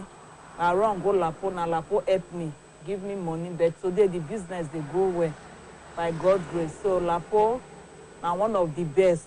Who never go, make it try and come. Many people they spoil her, but for me, Lapo now one of the best. I never see the second. But when my daughter things start for school, to all will cry, go there, they give us the scholarship form. We write her. And God do one, my baby did them. Because after she writes the exterior exam, now we take apply for the scholarship. After then, they give us the money every term to pay the school fees. They never disappoint us once about the scholarship. They work well. This year, she they round up. And they tell us, so we feel we'll write again to continue. So Lapo, they try, they're good well. Like those women, the way they, especially warrior, many people they complain no money to start business. Lapo dey start from any kind of business, any kind of money you need. Dem no dey say your business too small or e too low or you dey hawk. As far you are doing business, Lapo dey there for you. And for advise most of the women make dem go Lapo. Dem dey a full year near Nere Junction, Warri 3. Dem dey help well well. So far they pay their money, you no get issue with them. Anytime, morning, afternoon, run, go there, they dey there for you. Wetin make me dey take for only Lapo because their interest low. And their money no dey give me issue. Once that day reach as I pay, I know say na till the other week again. And their interest dey very, very okay. E no high. Money no dey stress me to pay. Other ones I don still try, but the interest high. That's why I just focus on Lapo. I no wish go any other bank again. Okay, I go say may God bless the owner of Lapo. He dey try for am to dey help us. Because when I never join Lapo, things not easy. Market get as e be. But ever since I join now, God do am. The business dey grow well. Door expand. The Lapo try. God go bless the owner well well.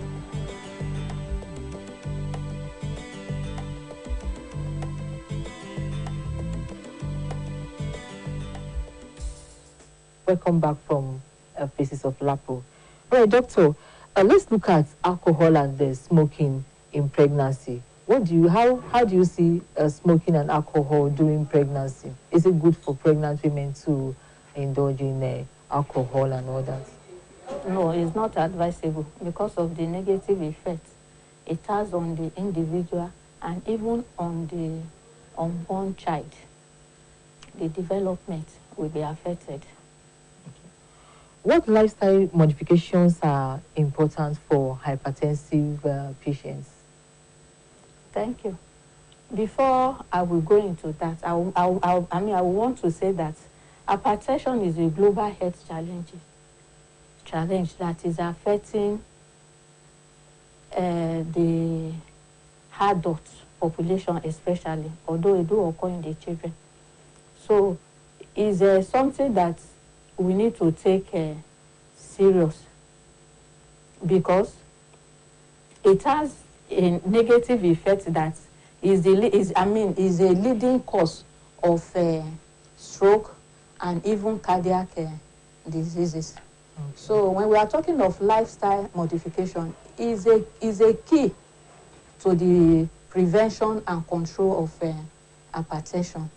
In fact, it's being referred to as the non-pharmacological approach to the treatment of hypertensive patients. So, and some of the lifestyle modification that it will be beneficial to someone that is hypertensive already are one, the salt intake.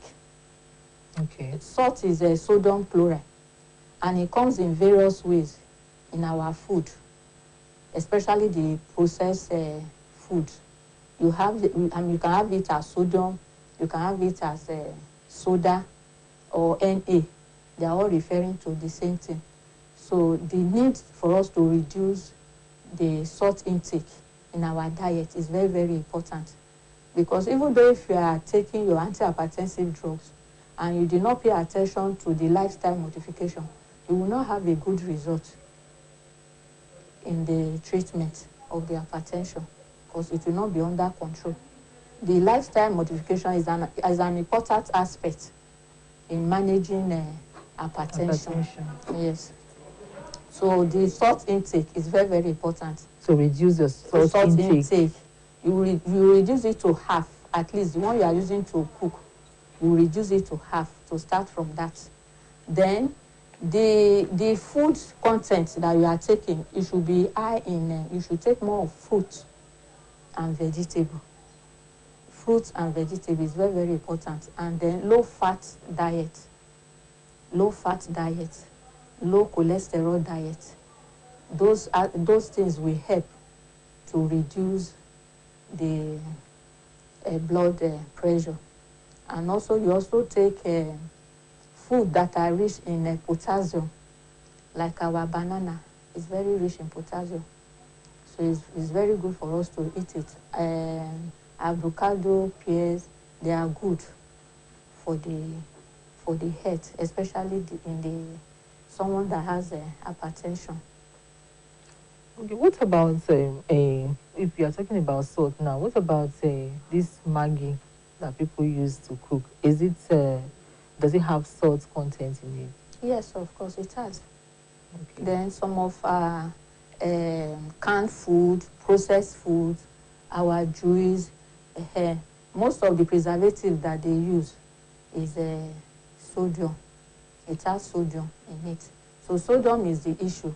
Then our drinks too, all those energy drink, our sugary drinks, Like minerals, Pepsi, Coke, and the rest. okay. Juice.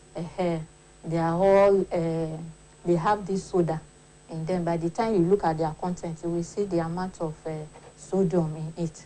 All this will cause the body to retain fluid, and once the body retains fluids, it will now give the blood volume will be increased, and then by giving the heart an increased workload, so thereby affecting the blood pressure of the individual. So the drinks that contains soda, that's the sodium, is not advisable. So if you are hypertensive, you have to do away with them and replace them with water. Water is very What about natural fruits, like you mentioned earlier? Natural fruits, they are very good. It's better you eat them fresh and whole. Don't blend them, because by the time you blend them, some of the nutrients, like the fibers, will be lost. But by the time you eat them, the chewing aspect is even beneficial to the body, because it will still retain the fibers in it, and they are rich in vitamins. So it's better for you to take fruits and vegetables than to indulge in taking supplements and so on. So fruits and vegetables, they are very, very important in the management of hypertensive patients. Is exercise included in the management? Yes. With exercise, you increase your activities. That's your level of activities. And the exercise we are even referring to here is not the acrobatic form of exercise. Brisk walking alone is very, very good. By the time you do that, maybe 15 minutes in the morning, then 15 minutes in the evening, making 30 minutes a day for 5 days in a week is very, very good. The exercise we are referring to is not just a one-time exercise. It should be a regular form of exercise that you'll be able to do. Right. Is there any other, your final words, is there any other thing you want to add to what we've been talking about when we are looking at lifestyle modifications? What I want to add is that by the time we are approaching 40, 50, there's need for us to review our lifestyle to see if they are healthy or they are unhealthy, so that we make the necessary modification for healthy living. Right, Doctor, thank you very, very much for coming today on the program. Thank you, ma'am. Yeah, we appreciate you. Our focus today on the program has been on lifestyle modifications for improved health and well-being. And like Doctor has been saying here, that living a healthy lifestyle, it helps you prevent chronic diseases and long-term illnesses. And looking at long-term illnesses, we see that a lot of them are linked to lifestyle. So there is need for every Nigerian, there is need for everyone to modify some of the things, to change some of our ways, some of our lifestyle, sedentary lifestyle, from your vehicle to from your car to your office, from office to back to your car, and all that is, like Doctor has been saying here, we should try and walk more, take a walk maybe in the mornings or in the evenings. It will go a long way in helping us. And also we should do away with salt. A lot of salt intake is also not good for us, especially when you are approaching 40, 50. Drinking water is very, very good and healthy for us. And Also, we need to exercise. We need to do some forms of exercise apart from walking. It's not just a one-off thing. You can take a walk in the evening. Like she said, 15 minutes is okay. That's some of the ways you can adjust your lifestyle and make changes. That has been on the program for today. If you want to get in touch with us, we'll be delighted to hear from you. You can send us your comments and contributions through our social media, text messages, or you can visit any of our offices or our head office at number 18 Dancing Road, Benin City. Till we come your way again. Have a lovely weekend. Bye.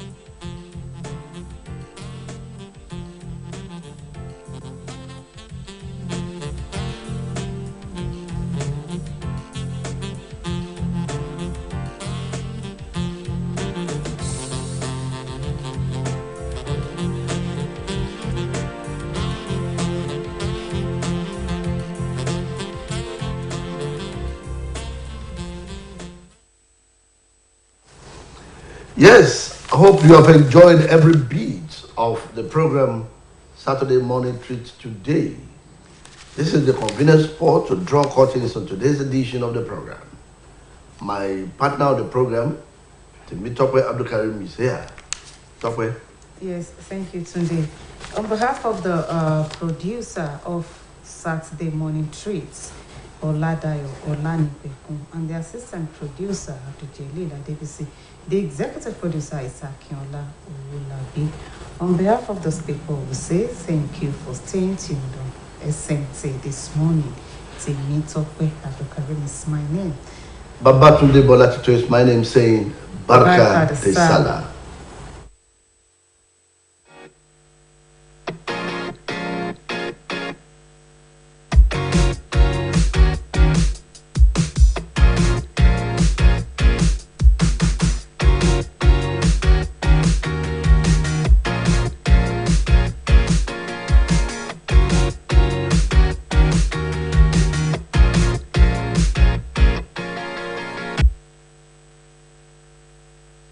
Oh,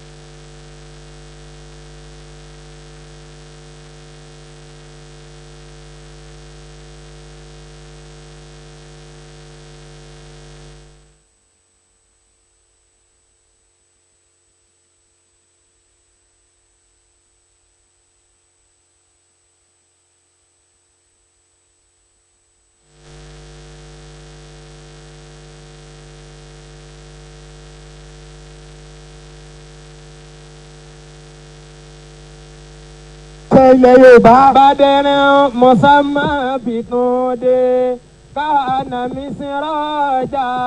Bàbá Kamis Ọlátúndé Badamasi. Bàbá kéèké wọ́n lọ́lọ́ mọ́ ṣe lọ́fọ̀ tí ó ṣe Nàìjíríà. Badẹ́rẹ́ Mùsàmá Bìtúndé Káànà Mísírọ́jà.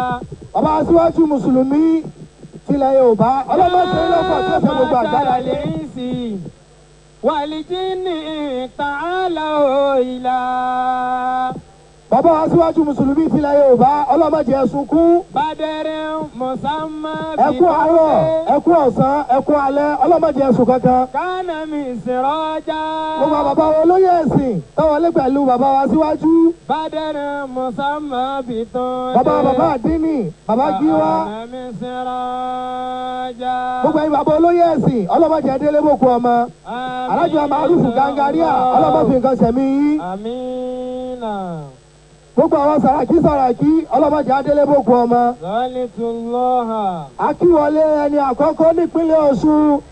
Allahu akbar. Gómìnà wa nílùú ìpínlẹ̀ Ọ̀ṣun. Yá wàlíyà kúnlẹ̀ abirọ́ rẹ̀ òye tọ́lánà. Yá wàlíyà kúnlẹ̀ abirọ́ rẹ̀ òye tọ́lánà. Ọba tó fi òye tọ́lá bò wá ọlọ́mọ ìjà lọ́wọ́ wa o.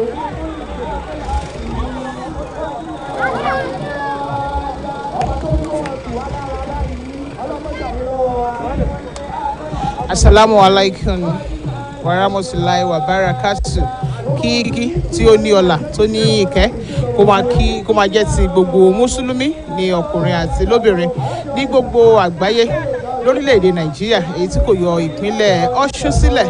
A kú ọdún a kú ìyèdún ẹ̀mí wa yóò ṣe ọ̀pọ̀ ọdún láyé gẹ́gẹ́ bí gbogbo wa ti mọ̀ wípé ení ní í ṣe ọjọ́ kẹsàn-án oṣù keje ọdún iléyá ní gbogbo àgbáyé nígbà tí wọ́n ti lọ sí Arafat ní Saudi Arabia lánàá ìjọ kejì náà báyìí òun náà ni a máa ń ṣe iléyá ọdún iléyá náà ni ó dé bá gbogbo wa tí à ń jó tí à ń yọ̀ lónìí oníkálukú wa a wà ní Eid láti ṣe ìsìn ọdún iléyá òní tí a wà ní Eid yìí ìrun rákà méjì òun náà ni ó wáyé eléyìí tí kò yọ Eid ti ìlú Òṣogbo ń bí sílẹ̀ níbi tí gómìnà ìpínlẹ̀ Ọ̀ṣun ọ̀gbẹ́ni Isiaka Adégbóyèga Oyètọ́lá tí wọ́n ti gúnlẹ̀ báyìí tí wọ́n ti kírun lẹ́ni kábíyèsí ìlú Òṣogbo àwọn náà wọ́n ti wà ní ìkàlẹ̀ láti bájọ́ mọ̀ kí Eid tòní ní agbára Ọlọ́run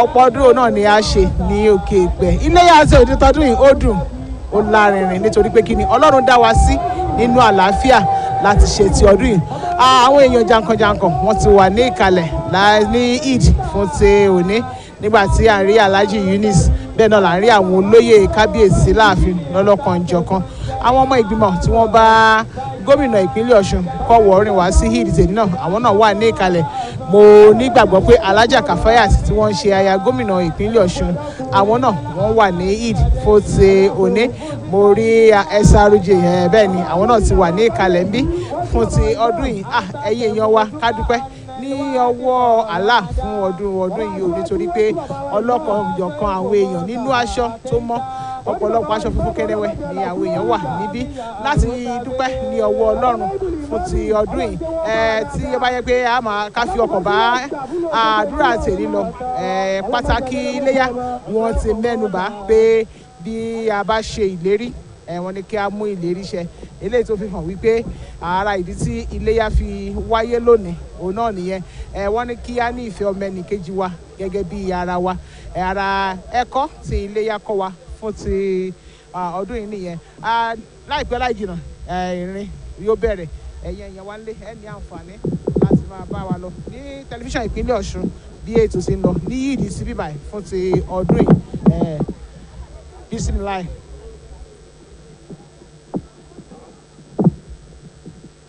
Allahu Akbar.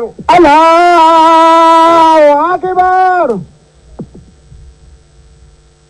Allahu Akbar. Allahu Akbar. Allahu Akbar. Allahu Akbar.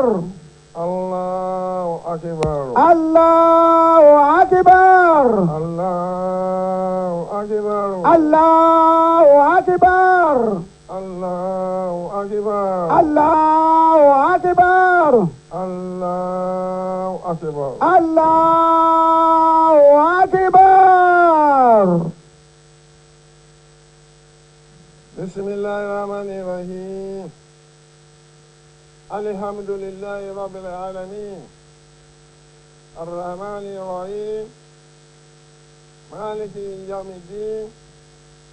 إياك نعبد وإياك نستعين اهدنا الصراط المستقيم صراط الذين أنعمت عليهم غير المغضوب عليهم ولا الضالين آمين. آمن الرسول بما أرسل إليه من ربه والمؤمنون كل آمن بالله وملائكته وكتبه ورسله لا نفرق بين أحد من رسله وقالوا سمعنا وأطعنا غفرانك ربنا وإليك المصير لا يكلف الله نفسا إلا وسعها لها ما كسبت وعليها ما اكتسبت ربنا لا تحرجنا إن نسينا ربنا لا تحمل علينا إصرا كما عملت على الذين من قبلنا ربنا ولا تحملنا ما لا طاقة لنا به واعف عنا واغفر لنا وارحمنا أنت مولانا وانصرنا على القوم الكافرين الله أكبر الله أكبر. يا الله ونعمده ربنا ولك الحمد. الله أكبر. الله أكبر. الله أكبر.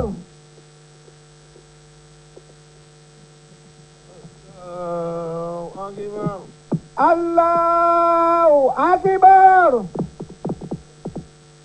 الله أكبر. الله أكبر. الله أكبر. الله أكبر. الله أكبر. الله أكبر. الله أكبر. الله أكبر. الله أكبر. الله أكبر. بسم الله الرحمن الرحيم. الحمد لله رب العالمين الرحمن الرحيم مالك يوم الدين إياك نعبد وإياك نستعين اهدنا الصراط المستقيم صراط الذين أنعمت عليهم غير المغضوب عليهم ولا الضالين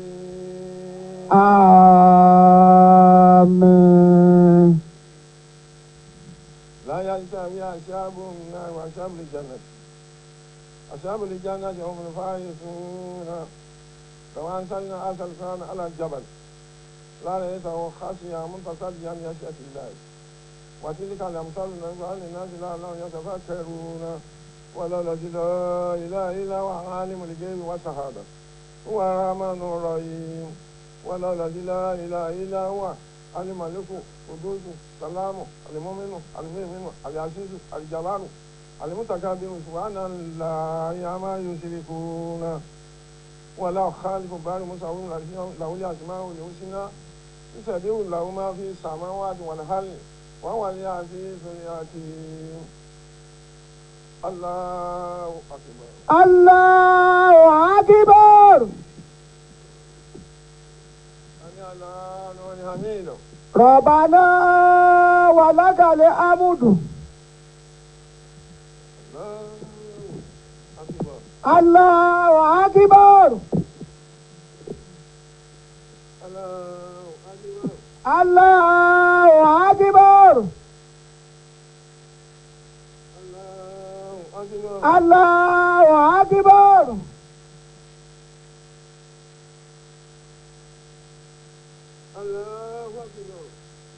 Allahu Akbar.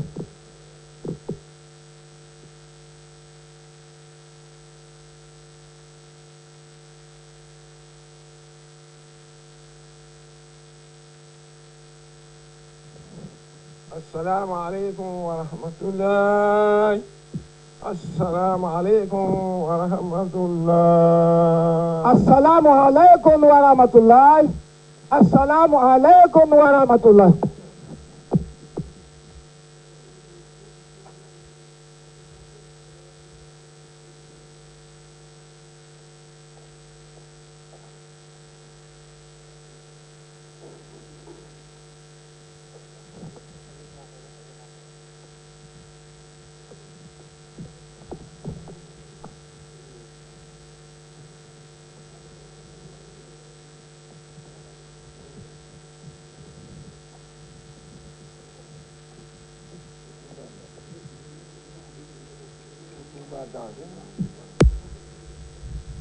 ẹ̀yin èèyàn wa ń lé tí ẹ̀ ní àǹfààní láti máa wá lórí móhùnmáwòrán ti ìpínlẹ̀ Òṣogbo channel 32 UHF 113 lórí StarTime 502 lórí free to hear yídì náà ni a ṣe wà àtúnkì lẹ́yìn ìrun oníràkà méjì tí wọ́n kí ó kú kútùbà tí ó wáyé lẹ́yìn ilé lórúkọ ọ̀gá pátápátá iléeṣẹ́ OSBC Abdulrasheed Fọlárànmí àti àwọn lọ́gàlọ́gà tí ó fi mọ́ àyà tó ń bójútó ẹ̀ka ìmọ̀ ẹ̀rọ ẹnjìníà Olúwatóyìn Owójayé ọ̀gá tó ń bójútó gbogbo ètò tó ń lọ ní móhùnmáwòrán lásán gbogbo wa ni àjọ wà mí Adésóyè Awódèjì àwàmí Táyọ̀ Fagbọ́rún tó fi mọ́ Paul Olise Johnson Sùnwùyí àti àwọn awakọ̀ Ajíbádé Julius Ọ̀wàbí Máyọ̀wá Àjọwàbí Ayọ̀ Ayẹyẹ Lateef Ọláwọlé àti àwọn èèyàn wa lóríṣiríṣi fún ti ọdún Iléyá àti ọdún ìbí àìṣe lọ́wọ́ bẹ́ẹ̀ni lótúbà ó sì bẹ̀rẹ̀ báyìí lẹ́yìn èyí àwọn tí ó bá tún tẹ̀lé ẹ̀yìn èèyàn wá ń lé a máa jẹ́ kí ẹ gbọ́ gẹ́gẹ́ bí mo sọ fún wa pé àwọn èèyàn jankan-jankan ni wọ́n wá sí ìdí sọ́dún láti wá kí ó sì ṣe máa ń wáyé ní gbogbo lọ́dọọdún náà ìtúnú àwẹ̀ tí a ṣe kọjá bákan náà ni ilé àtọ́dún tó lọ bákan náà ni mo sọ fún wa pé kábíyèsí ọba Láròyè Jímọ̀ ti ìlú Òṣogbo àwọn àkàlẹ̀ tó fi mọ́ àjíbi márùn ilẹ̀ Òṣogbo àwọn náà ni wọ́n darí SMT òní ní yídì ti ìlú Òṣogbo ìyẹn ní ọ̀nà yídì Ọ̀ṣun bẹ́ẹ̀ ni ọ̀nà yídì Ọ̀ṣun ibẹ̀ ni àwa tí ìsìn Iléyá àti ọdún tí ó ti wáyé máa bá wa kálọ àwọn bí ètò tí ó bá ṣe ń lọ ní ọlọ́kan-ò-jọ̀kan wá sí ojú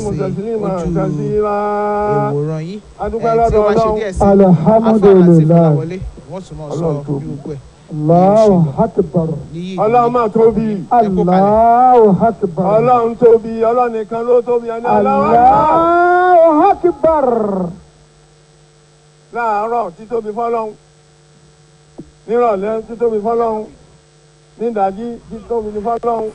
Gbogbo ìgbà títóbi ní fọ́lọ́run. ẹ̀yin èèyàn wa ń lé gẹ́gẹ́ mo ṣe sọ fún wa ẹ ní àǹfààní láti wò wá ní móhùnmáwòrán ti iléeṣẹ́ tẹlifíṣàn wa nílùú Òṣogbo mi bákan náà ní rédíò 104.5 lábẹ́ àkóso arábìnrin Dúpẹ́ Akínyẹmí ẹ ní àǹfààní láti máa gbọ́ wa kétékété níbẹ̀ bí èsè ìdí ọdún yìí bí ó ṣe ń lọ à ń ṣọdún ọdún yìí lọ́wọ́lọ́wọ́ lágbára Ọlọ́run á ṣe ti ẹ̀mí.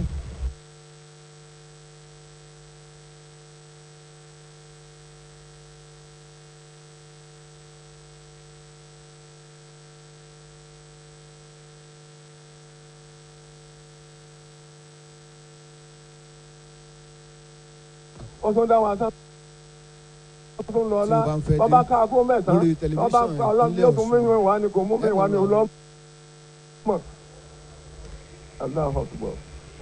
òun náà ló tún máa lọ ọlá kọ̀ṣẹ́ ní tẹ́nìkan tó gbà lọ́wọ́ ọlọ́run láyé abàdà. bákan náà lórí free tv channel 502 ìtọ́jà wa sáà lórí lórí YouTube bákan náà lórí rédíò yín rédíò OSBC 104.5 tí ó kalẹ̀ sí òkè balẹ̀ nílùú Òṣogbo ibẹ̀lẹ̀ tí mo wọ orí wa tẹ́sí máa gbọ́ wa kétékété. ní pápá yídì ti ìpínlẹ̀ tìlú Òṣogbo ìdílé wáyé lẹ́yìn ìgbà tá a ti kí ìrun rákà méjì tán tí àwọn ilé kan tí wọ́n ti tá a ti jọ kírun bàbá ìwà ìmáàmù yóò bá wa ṣe útúbà àwọn àrùn rẹ̀ yẹn wà nílé àti ẹ̀yin tí ẹ̀ ń gbọ́ wa pé kẹ́ fi ara balẹ̀ bàbá wa ti ń bá ṣe útúbà lọ lọ́wọ́lọ́wọ́ báyìí àrùn ẹ̀yin èèyàn wa kẹ́ fi ara balẹ̀ kẹ́ máa gbọ́ wa orúkọ tèmi ní Abdulateef Ọláwọlé. wọ́n wá ń dá gbogbo ẹ̀ wọ́n nìkan náà nìkan tó wọ́n ṣe mọ yìí ní báyìí ni wọ́n ń dá kínní wọ́n wá ń dá ilẹ̀ tí ò sírú ẹ̀ rí tí ò rírú ẹ̀ rí tí ò gbọ́rú ẹ̀ rí pẹ̀lú èròǹgbà rẹ̀ lè dálẹ̀ báyìí.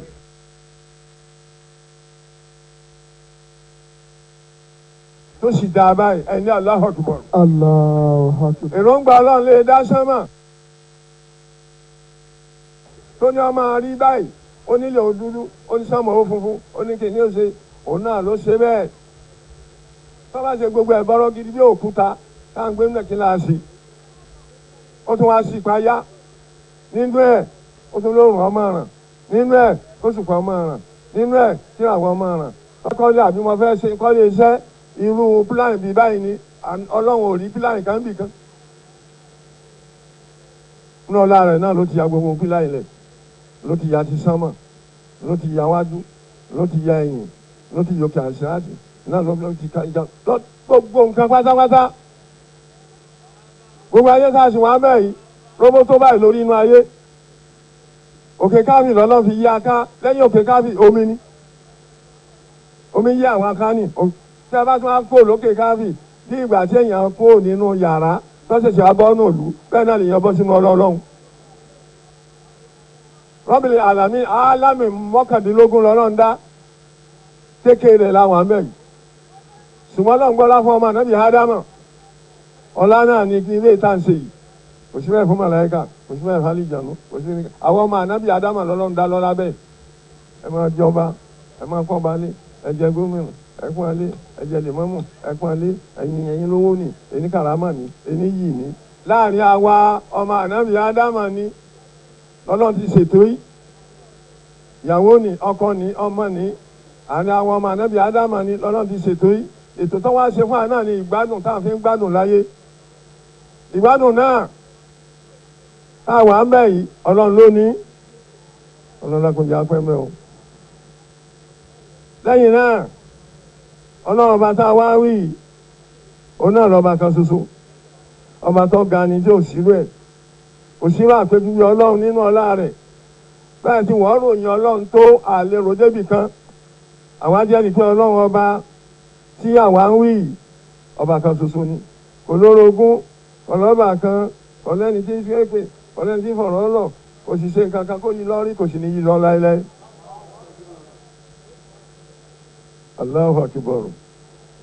àwọn ajẹ́ ní pé ànábì wa Muhammad sallallahu alaihi wasallam òjíṣẹ́ rẹ̀ ni òun náà lọ́nà ń ṣẹ́ sí gbogbo ayé ní ìkẹ́ àti àánú ìkẹ́ ọlọ́run àánú ọlọ́run orí ajé ìjẹ́ tó ọlọ́run kọ́ máa bá nàbí wa Muhammad kọ́ bá ra àlẹ́ ànábì wa Muhammad kọ́ bá.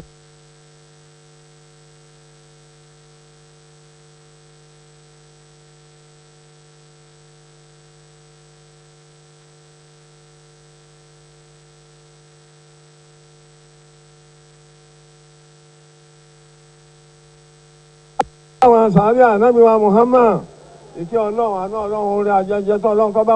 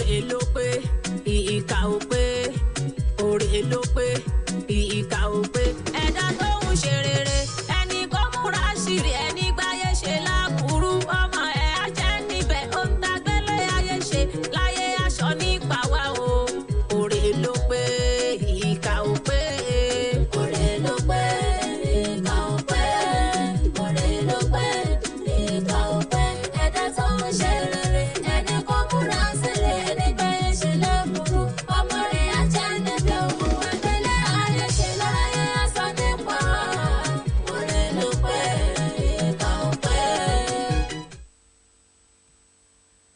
Ànábì wa Muhammad akẹ́yìn àwọn mùsùlùmí òdodo ó ní kí ló ṣe wá tá a gbàgbé ọ̀run nígbà tá a dáyé alówó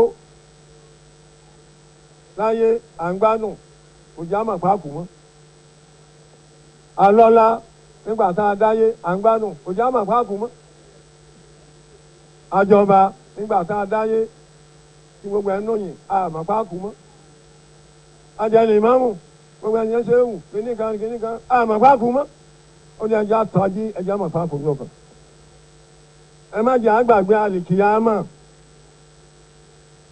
torí pé ẹ̀mí ilé ayé ẹ̀mí ìtànjẹ ni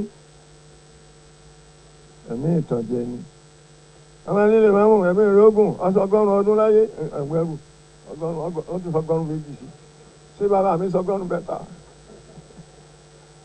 ìtànjẹ ni nínú ìtànjẹ tó wà ẹjẹ a máa rántí wípé ibi tá a wà yìí dandan ni a ṣàkójọ kan ká máa rántí ikú tá a bá ti yí ní gbogbo ìgbà gbogbo ẹni tí máa rántí ikú tó bá wà lórí ọlá kò ní ṣe ọlá náà lò ṣùgbọ́n tí èèyàn máa rántí ikú nígbà tí ọba wa rántí sí pé àṣekú àmọ́ abẹ́ kò ní bí ọmọ ọ̀dọ̀ wọn wà jàmọ́ etí ọ̀tàn ẹ mẹ́jọ gba tó kù lọ́wọ́ wa àti bí aṣọ ìgbà díẹ̀ torí ọ̀pọ̀lọpọ̀ pàdé láti ṣe nípa ìbò tí ń bọ̀ ẹ ṣe pẹ̀lẹ́pẹ̀lẹ́ ẹ má ṣe jàngbọ̀n ẹ má fa igbá ẹ má bú yàn ẹ má gán yàn ẹ má sì ṣe jàgídíjàgan ẹ má ṣe nǹkan tí ọ̀dà sọ́mọ́nìkejì ọ̀rọ̀ mọ́sàásì ẹ má sọ síra yín gbogbo yín dìbò eléyìí dìbò òkè dìbò sàlẹ̀ dìbò gbogbo ẹ̀ńtọ́ bá wọ ọlọ́run yóò gbé fún ẹ̀ńtọ́ bá wọ ẹ̀yìn lẹ́ẹ̀ gbé fún ọlọ́run yóò gbé fún àbẹ́yìn ọlọ́run yóò gbé fún ọmọọ̀sàgbà gbé síbi tí ọ̀rọ̀ ọ̀hún wọn ò lè sàmì dáadáa.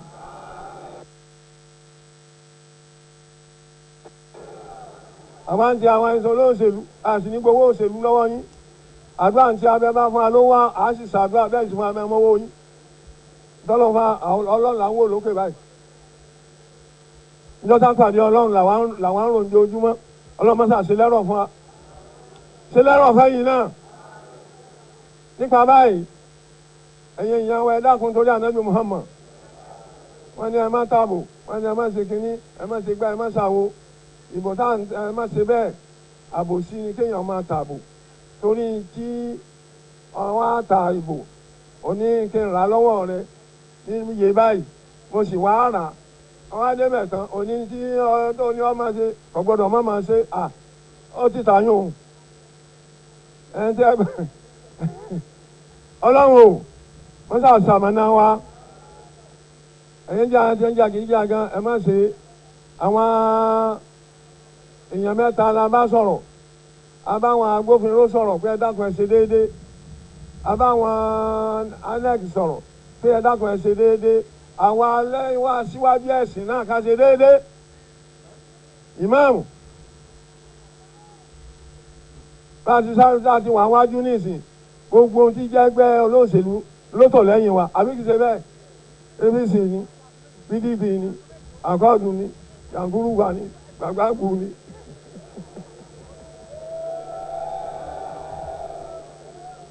gbogbo yín la tò lẹ́yìn wa tá a la ní fẹ́ kọ́ dáa fún gbogbo yín la fẹ́ kọ́ dáa fún ọlọ́run jọ̀ọ́ dáa fún ẹ̀sán mi ọba àlú yìí máa wọ́n gbọ́dọ̀ dúró déédéé yọmọ ṣàdúrà fún yọmọ ṣàdúrà fún yọmọ ṣàdúrà fún ìjà tó ń tani pé kọ́lọ́n dákun má ṣáájú òdi wàhálà. à ń sin àdúrà tọ́tọ́ èyí tẹ́ ẹ̀bì àwọn ń ṣe wípé ọlọ́wọ́n o ọwọ́ rẹ la wà àṣẹ rẹ ni bá a ti wọ́n ti wà ní Ìdòrin náà kọ́ yìí tá a dúró báyìí. bẹ́ẹ̀ni sà. tí wọ́n fẹ́ dìbò gómìnà ẹ̀mí kìí ṣe bẹ́ẹ̀ ni a sì tọrọ ọlọ́run sì gbàdúrà náà ọlọ́wọ́ọ́rọ́ èyí náà tá a ṣe yọ ọlọ́njọ́ ọlọ́wọ́. àmín. wọ́n jò sí wàhálà kan bàbá tó di tán wọ́n jò sí wàhálà kan ọ̀làlá ìlàlá o wọ́n fi bà ìpínlẹ̀ Ọ̀ṣun jẹ́ wọ́n fi bà lámàní tí a náà jẹ́ ọlọ́ànẹ́bí wa Muhammad ìkìlọ̀ àwa ti olóòṣèlú nù àtàwa náà gbogbo wa náà ọlọ́run dákúmọ́sá làwọn á mẹ́ ìmọ̀mọ́ ọ̀sán àdúrà ẹ̀fún lówó àfa àdúgbò ìmọ̀mọ́ àdúgbò gbogbo ìmọ̀mọ́ díjọ́ fún ọmọ láti bá sọ̀rọ̀ pé ẹnikẹ́ni yín ẹ ṣe déédéé ẹ ṣàdúrà ẹ sì kí àwọn gbogbo agbóhùn adókìbò ni wọ́n ṣe déédéé wọ́n ṣe wọ́ọ́rọ́wọ́ kọ́mọ̀ sí jàngbọ̀n kẹ́sì ṣàdúrà kọ́lọ́mọ́jà rí wàhálà kọ́lọ́dàkùn kọ́ máa ṣe á pẹ̀lẹ́pẹ̀lẹ́ salamu kaula. téyì bá lọ ó tún kù lẹ́yìn ó tún kù ti gbogbo Nàìjíríà ọlọmọsí àṣà pẹ̀lẹ́pẹ̀lẹ́. àmín. wọ́n fi dógun lẹ Nàìjíríà o. àmín. wọ́n fi dá wàhálà lẹ Nàìjíríà. àmín. la hawla. wala quwwata illa billahi al-aliyyil azim. tọ́ ó ní ìpín èèyàn méjì ní bẹ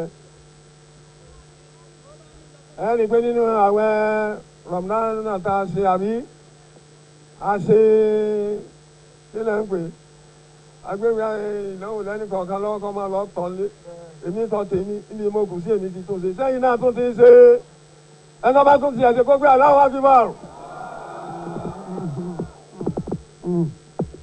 ẹni náà bá mọ́tò tún lọ́nà tó bá la gidi tí ò tún ti ẹ̀ ṣe àyè rẹ̀ wà ẹni tó ibi mo kù sí ni o wọ́n wá tún ṣe kó tó dò ní àyè rẹ̀ wà àyè rẹ̀ náà la fẹ́ sọ fún àyè àyè tó dá lọ lọ́wọ́ mọ́sàfí gbogbo wá sí ẹ̀ sàmí tó etí afẹ́ fi bára wa sọ ju níwọ̀n bá díẹ̀ òun náà ni pé bá a bá lọ tá a bá bọ̀ á darí ńjọ́ kan ńjọ́ tá a darí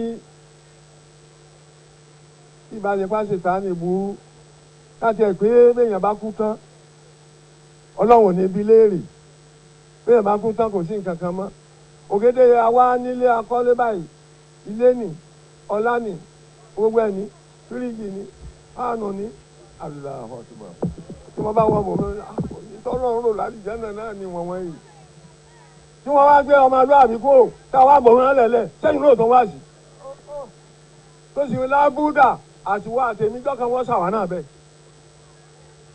ẹ gbọ́ náà tóbi ó ní ẹni tí ọba wa ronú tí òun ronú padà tọ́jà ṣe bẹ́ẹ̀ ẹ máa ṣe lọ bí wọ́n ní làwọn ẹni kan sọ pé ọfẹ ẹkú náà ìwọ ńkọ́ èmi ńkọ́ gbogbo ara afẹ ẹkú náà ọdún mélòó náà gbogbo wa ní ìsìta tó ní ìsìn àlè lọ́gọ́rùn ọdún ìbẹ yẹn ní ẹ ló lè lọ́gọ́rùn ọdún sí mọ kò wá tán ìwà àtẹyìn bá fi lélẹ̀ báyìí bí wọ́n bá gbé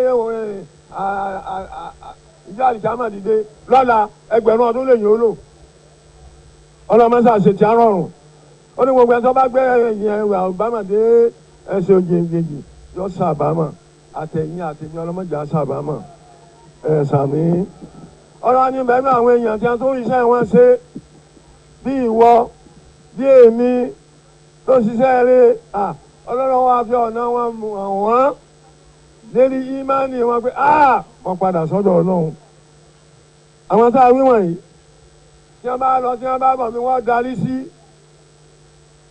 tá a darí sí tèmi ọ̀ darí sí ìwọ́n kọ́ ìwé sí. tèmi náà darí sí.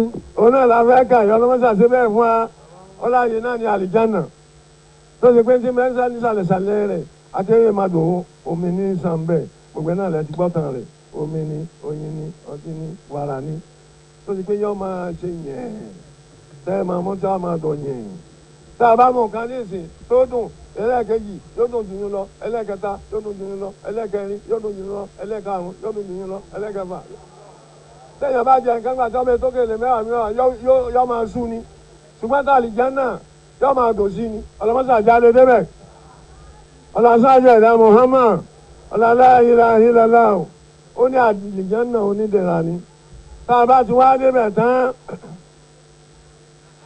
ó ní ìpè wa nínú ilé àlìjánà subhanaka Allahumma subhanaka Allahumma subhanaka Allahumma kí la wí wọn tá a bá fẹ́ jẹ nǹkan ìpè wa tá a pè ẹ bá ń gbé yán wá kì í ṣe bẹ́ẹ̀ ẹ bá ń gbọ́kà wá kì í ṣe bẹ́ẹ̀ bá bá fẹ́ yán jẹ subhanallah.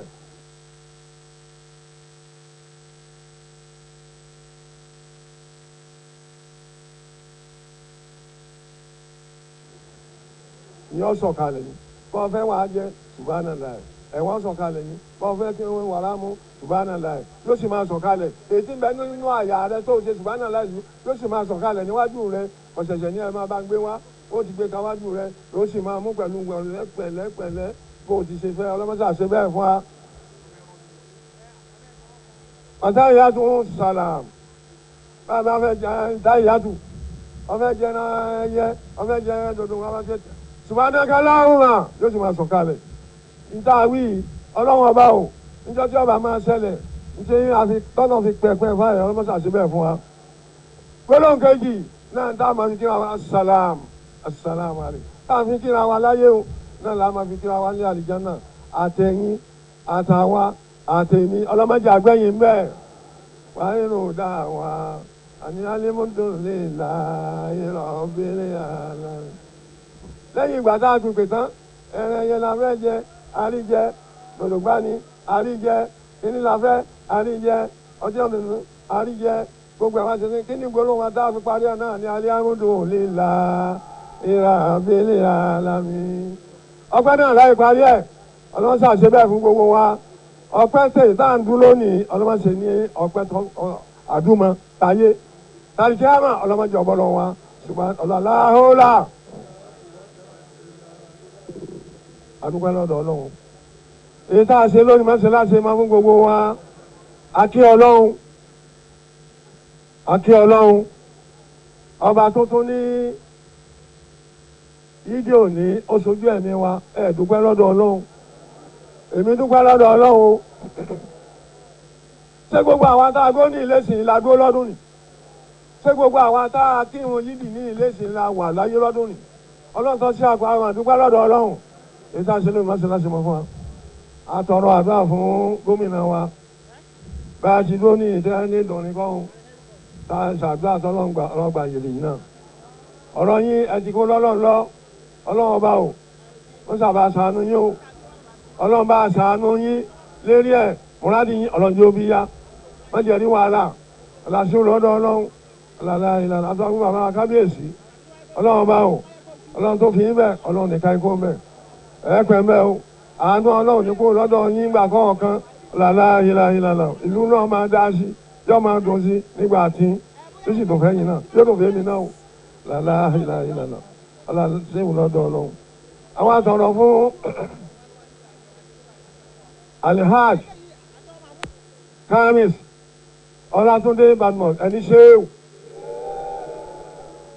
ẹni ṣéwù ẹwí lẹ́ẹ̀kan sí nítorí kan sára sí aṣáájú ni pé ọlọ́run fẹ́ràn tí máa náwó aṣáájú a máa náwó níṣì máa náwó síbi tọ́da ni o lórí ìwé ẹlòmíì náwó wèrè níná tí wọ́n máa gbé náwó yọ máa gbé alárí yọ máa ju owó pàǹtù mọ́ alárí yọ máa tó ti mo ti yọ máa ju pàǹtù mọ́ àgbẹ̀ má ṣe wà ní tẹ̀sí àmọ́ aṣáájú jẹ àfà àwọn ẹlẹ́sìn òun náà lọ jẹ ilégún ibi tọ́lọ́run ní ká ẹ máa lọ ọ̀nà ní ọlọ́run ní sí i lọ́nà mọ́ àpadà sí ọlọ́run níjọba ẹ̀wà ní fowó kù owó náà máa pọ̀ sí ni lórí bá ní pọ̀ sí ọmọ dọ́dọ̀ àwa náà. àwọn ẹ̀kọ́ ni gbogbo ẹ̀yin ọ̀dẹ́ ẹni ṣéèwù máa yẹ tẹ́ni fọ́ọ̀bà lówó rẹ̀ lọ́dún nì. ńgbà wàá máa bí àgbàgbà agbẹran àti iléeṣẹ́ àti gbogbo ẹ̀ dàdánì náà gba tiẹ̀. aṣíwájú mùsùlùmí ilẹ̀ yorùbá alhaji kamis ọlátúndé badmus òkè owó rẹ̀ máa bẹ ẹ̀ ní dolòsí láíláí ẹ sì ní fowó kù àpadà sí gbogbo tí bá dà kò ní lọ́dọ̀ yín. àwọn àtọ̀rọ̀ fún gbogbo ẹ̀yin olóye wa àárín àdínì bàbá wa Adékúnlé Yunus Adékúnlé Ganiyu Yunus Adékúnlé ààrẹ wa lánàá ààrẹ wa lónìí ààrẹ wa lọ́la ẹ̀gbọ́n náà tóbi. Allah akbar. ẹni ṣiṣe ẹ̀pẹ̀ mẹ́ yíwá àdínì alájí wa jimá abẹ́ẹ̀kọ́ ni báyọ̀ èèyàn gidi láwa ní ìkẹrẹ ọgbọ̀n àyà ẹ wẹ̀ gbá o ọlá náà ní kó lè yín láíláí kò ní kó lọ́dọ̀ lórí ọmọ yín ọlá náà wa Muhammad bàbá àdínì alájí wa Yusa ọ̀dọ̀fin ẹ̀pẹ̀ mẹ́ o ọlá sáájú ẹ̀dá Muhammad Sàràkí wa wálé ọ̀dọ́ ọmọ bá lọ́hùn. Sàràkí wa ọlọ́wọ́n ọba mọ́sàmá sọ́dé ọlọ́sìn lọ́dọ̀ ọlọ́run àwọn àtọ̀rọ̀ fún gbogbo ìwọ̀n àtọ̀rọ̀ fún SRJ àlùbáríkà ọlọ́run oníjì òṣìṣẹ́ yẹ́ aláhọ̀ tìbọ̀rù ìwọ̀n ti bá bẹ́ẹ̀ àwa ń pé ọmọ wa ní wọn náà sì gbà pé bàbá wa ní pẹ̀lú ògùn ọlọ́run ní sọ́wọ́ àwọn òní máa ń bẹ̀. ẹ bá ń sàmì fún ọlọ́tún jẹ́ ọ̀gá sí ọ̀gá sí ọ̀gá sí ọ̀gá sí lọ́wọ́ máa rí ṣe ní òní jábọ́ láéláé láhàólà.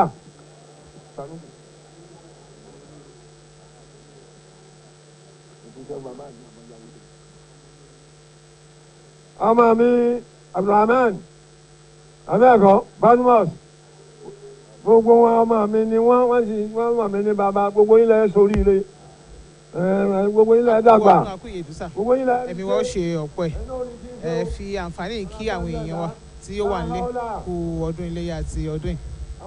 adúpẹ́ lọ́dọ̀ ọlọ́run orúkọ mi ni Alhaji Majid Kunle Kudaisi alága ọlọ́ọ̀dá local government adúpẹ́ o pé ọdún tó ṣe mí oṣooju ẹ̀mí gbogbo wa nílé lóko lódò lẹ́yìn òde adúpẹ́ fọlọ́run adúpẹ́ fún gómìnà wa pàápàá pé ọlọ́run tún ní kójú wọn tún rọ́dún yìí pẹ̀lú àṣẹ ọlọ́run gbogbo aráalé gbogbo aná láti jọ ṣọdún tí ń bọ̀ lágbára ọlọ́run gómìnà táwa tẹ̀lé wa lónìí náà láti tẹ̀lé wa lọ́dún tí ń bọ̀ bí Kudiratullah inshallah láwùláwàlà kú wàtà ìlànà ìdásí. ẹ ṣeun sà.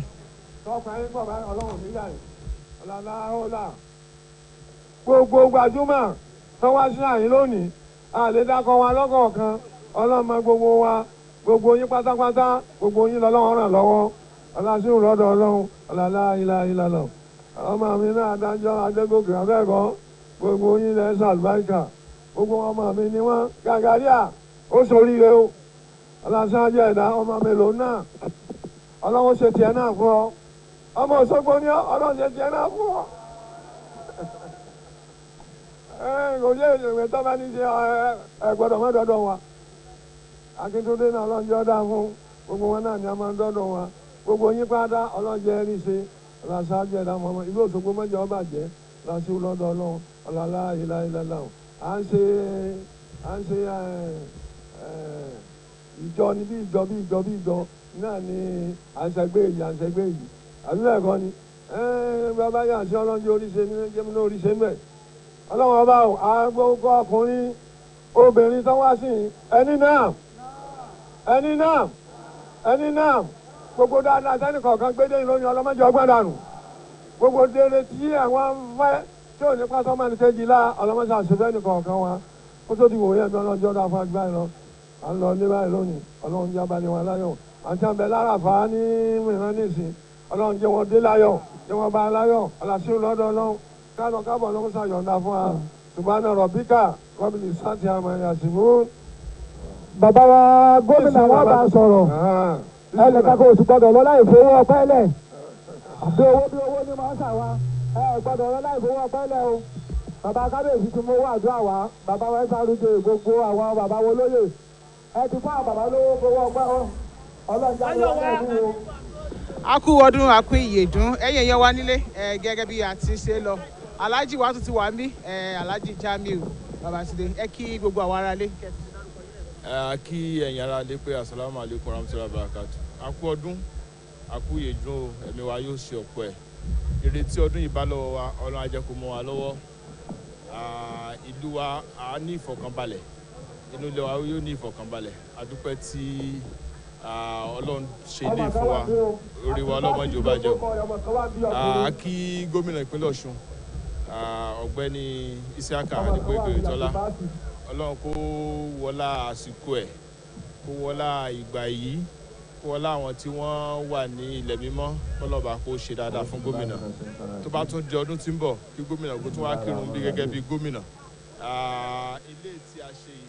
Mo kí ìyàwó mi, mo kí ẹni tí ó ṣojú wa ní Àbújá, Sẹ́nitọ̀ Ajíbọ́lá Bàṣírò, mo kí ẹ o. Mo kí àwọn ọmọ ìgbìmọ̀ ti ìpínlẹ̀ Ọ̀ṣun tó wà ń kalẹ̀. Mo kí àwọn tí a jọ ń ṣèjọba. Wọ́n á kí bàbá wa Àtajà ti Òṣogbo, bàbá Jímọ̀ Lánìpẹ̀kun. Mo kí àkú ọdún ẹ̀ní. Mo fi yẹn kí gbogbo àwọn olóyè tó wà ń kalẹ̀. Wọ́n á kí bàbá wa Aṣíwájú Mùsùlùmí of Yorùbá land, Alhaji Kamis Túndé Badmus. Akínyẹ̀kọ́ ọdún, ẹ̀ṣẹ̀ ẹ̀kọ́ àdótì rọ̀ ọlọ́mọ àdótì. Mo kí gbogbo àwọn bàbá wa imam pàápàá jùlọ